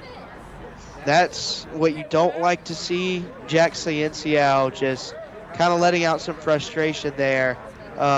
They switched it. He thought it was a goal kick, which rightfully so. I thought it was a goal kick, but just you can't do that if you're the goalkeeper. You can't lose your cool like that and boot the ball into the parking lot. And so, so it's going to be a corner kick for Auburn. gosh, just a great game by him. I'm happy they didn't card him, so for delay game. Because he really is keeping Central. Yeah, he is. He's had such a great game. This has been such a great game, nice, well-fought game between these two teams, and so I'm happy the refs decided to keep the card in their pockets. Yeah, because it'd be sad to see him go. Because then, honestly, who is going to goal keep Central and really keep this game really entertaining? Honestly. Yeah. And so, here we go, Donaldson to throw it in here. Ooh, and Auburn is just going to... Ooh! And a boot by Morris Moore, so that's going to go off the hand. That's going to go, nice save there by CNCL, but it's going to go off the hands, and it's going to go out of bounds for a corner kick. Those some nice snaps, nice cone snaps. And so we're going to see a corner kick here by Andy Roberts. And with 8:36 to go here, I really feel like, you know, Central was going to take a miracle for them to come back and win this thing. Ooh, and that was just not... Whoa, that went into Cooper decided to go with his... Cooper Payne decided to use his left. He is not a lefty, if you couldn't tell, but trying to try something different, and, you know, hey, just went a little bit to the left. He had some force, he just needs the aiming part. Yeah. And usually the force is the hardest part to do, especially if you're not ambidextrous. Yeah. Not able to use both feet, but you saw right there, still skilled with his left foot. So just under 8 minutes to go here, Central running out of time. And Auburn is fighting for this ball. Yeah, Auburn trying to make it through, and that one runs into the refs. The ref called that. There, he's. So anytime the ball, this is in Alabama high school soccer. It's not usually like this at professional levels, but the ball runs into the refs, he will just blow the whistle, and whoever had the ball last before it hit the ref, it'll be their ball. Interesting. Yeah. So for more ref safety, I guess. I guess some of these players are like, ooh, moving to California then. And so now we see Sue Choi just absolute rocket over to Andy Roberts. And so Roberts trying to fight for the ball there, and a nice move, and they're gonna say it went out of bounds. I saw the funniest video the other day, and it was like, you know who should be the best actor? Soccer players. And I was like, I don't know. I've only seen 3 soccer games, but tends to be the thing right there. That tends to be the joke around soccer, is that, you know, the acting whenever you get hit, the rolling on the ground and stuff. Haven't seen a lot of that in this game though. No, I mean, genuinely physical in this game. And so they're actually going to call a free kick, which I don't know what it was for, but play on. Central has the ball, trying to make something happen here late in this game. Which looks like Auburn's going to take that over. Central's just going to take it right back. They're like, nope, not today. And so, going to kick it inside, Brody. shoot it, and Brody with a nice save right there. Kind of caught him off guard just a little bit, you know. He's like, oh, it's my turn. Yeah, he kind of steered to his right. Hasn't been as active of a day for him as usual. And now Ciencio over there, he's living the dream. Yeah, and so now going down the other end of the field, and now Roberts with some room, if he can save it, he does. That was so close. And trying to cross it in here, and Donaldson with the wide open shot, and it is stopped by Ciencio once again. Silencio. That's his new name. That is his new legal name. Just get his name. Yeah, and Caleb Wiggins right now once again on the ground trying to stretch out his loins. Hopefully, I think that hit his throat. Yeah, hopefully there's nothing wrong with the defensive end for Central, who has played such a great ball game today. So now Dylan Kariuki with it, goes up the field for Sue Choi. Now Juanis Bilbao with it. Bilbao with some real estate here, with some room to work, and it just squeaks by, and it goes right to the goalie. And so now a throw. Now that's going to go over to Mansare, and Mansare. Communication right there. He didn't even know. He's like, oh, the ball's right there. Yeah. And Mansare on the ground once again, and I don't know why. We saw him exit that game earlier for limping. I think this looks like a cramp, and you can see his teammate Parker Gessner going over there and reaching for his leg to try and stretch it out. Looks like a cramp. It's about that time, just under 5 minutes to go, where players start cramping up. It's been a very hard-fought game, long game for both these teams, and yeah, it looks like just a little cramped up. Looks like he'll be getting substituted off. Yeah, he'll get up and go over to the sideline. Hopefully I'm right, because he isn't putting any weight on it, so hopefully it's I think Nothing it's a little worse. cramped because I think if it was something worse, we would have made a Yeah. crazy. So. Well, but we got a little nice coach over there helping out.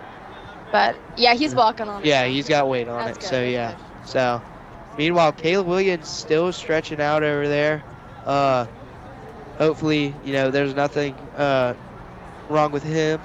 Got some nice little, what I'm trying to say, not scholarship, but sportsmanship. They're just Yes, kind of. that's the word. I Yeah. should have known that because Yeah, I did track and I had to fill out I had to do tests and courses on that. And some of these players might get some scholarships after this game when that they is play. true. Well, Yeah. perfect that I mentioned that. It's Central going down the other end of the field and Ooh. hit tough and Matt Bolding walking over. That's not a great example of sportsmanship. I did not take that course, I don't think. Yeah. And so. Oh, that was beautiful. Yeah, now being That's helped great. up by Juanis Bilbao. That's Earl Harmstrong. And in soccer, it's really heartbreaking when a player of yours gets hurt, but it is in the game. It does happen. When I did track, I broke my finger, and I was told by my doctor not to throw, and I threw the next day. Oh, yeah. So my friend was like, if you break your finger, I will break another one for you. Just to prove my point that you shouldn't do this. And I didn't get surgery on it, so I like to rub that in her face sometimes. Excuse me, that. Excuse me, that was Tyleon Davidson. Or no, yeah, I was correct. That's number 9, Earl Armstrong, right there. He got up, he's fine. I feel like it looked way worse than it actually was. They just both went into the air at the same time and ran into each other. He'll go over to the bench. The coaches will check him out. I feel like he could actually come back in this game with 4:35 to go. It will be a free kick, though, for Central, and don't count the Red Devils out yet. If they score here, it's got 4 minutes to try and tie this thing up. And honestly, it could happen. Yeah. We never know. Right now. I have seen crazier, so we'll see. We'll see if Davidson can. He honestly might shoot it from right here, and he is going to. It's a nice shot. Brody is like, no. Yeah, it goes easy. right to Brody Coban, but not a bad effort there by the Red Devils. And you got to show them some stuff. Like, they're doing incredible today. Yeah. Just because they're losing doesn't mean they're not doing great. Yeah, took their chance right there. So are going the other way with it. I think both teams bring a lot to the restaurant, a lot to the plate. Right to the plate. Yeah, I like that. I like that analogy. But yeah, Central going forward. Unless something crazy happens, right here. There you go, jinx it. Right there, getting a steal is Knox Heisler. And I have a feeling Auburn is in control. And if it remains this way, Auburn will move to 10-1-3 on the year. Getting another win to what has been a great campaign so far for the Tigers, which has only consisted of 1 loss so far this season for the Auburn Tigers. Moving forward, they got Harris County coming up on Friday. As we see, Central is going to kick it out of bounds, and it's going to be a goal kick for the Tigers. But this will actually be the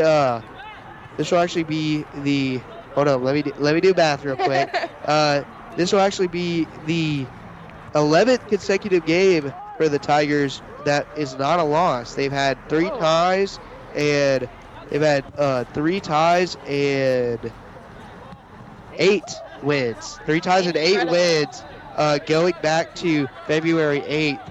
And so Auburn, and I mean, they're looking to not stop after this game. They got Harris County on Friday. Be sure you tune into that. That will also be exclusively on AHS Mass Media on Friday at 7.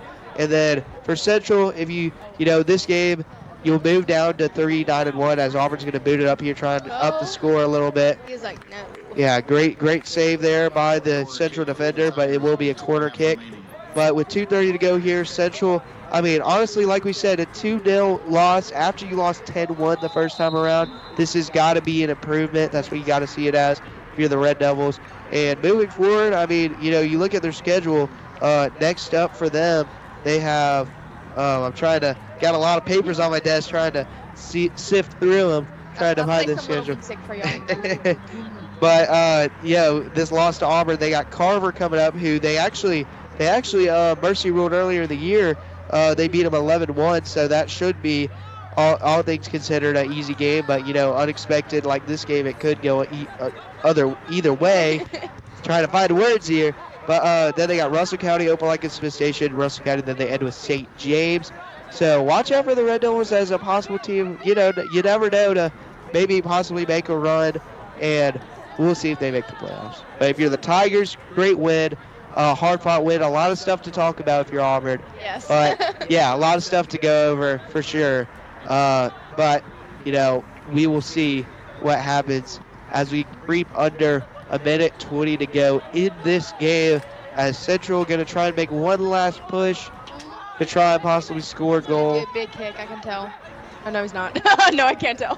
He thought about it, and now he's going to decide. Oh, whoa. That's going to go out of bounds. And I thought that was off of the Tigers, but they're going to say it was off the Red Devils. Yeah, so. Going crazy. So it will be Auburn ball, and Central try to just get something going here. And 3 new nicknames I think I'm going to give to Cohen Park. I'm going to give him the Magician. I'm going to give it to Destiny, the Magician. And I'm going to give a Magician to Michael Donaldson. Every single time I see a play, he just right there to stop it. There you so go. I'm going to give 3 of them the title Magician. The 3 Magicians for the Auburn and Tigers. And we got Silencio. And then your player of the game as well for the Auburn Tigers is going to be Michael Donaldson. We are going to have an interview. It's not going to be live, but you can catch it on our podcast Play Callers, which comes out every Tuesday. It'll be coming out next Tuesday. So his interview will be featured on there, as well as interviews with Coach Ferguson for his thoughts on the game. I might not tell him his new nickname. We'll see. I might tell him tomorrow in U.S. Government. But that's going to do it from Duck Sanford Stadium. Auburn getting the win over the Central Red Devils 2-0. Wasn't as pretty as they'd hoped, obviously, but getting the win nonetheless and moving to double-digit wins on the year, 10-1-3. What are some of your takeaways from this game as a whole for both these teams? I think one of my biggest takeaways, and this applies to all the sports, just because you lost, because usually whenever we think of a game, we're like, oh, well, they got the least points, they must be horrible. No, really, Central, looking at the game, Central was really doing the best they could, and they were being very defensive. And usually one of the words to describe them is not defensive, but in this game, that was their top word to use.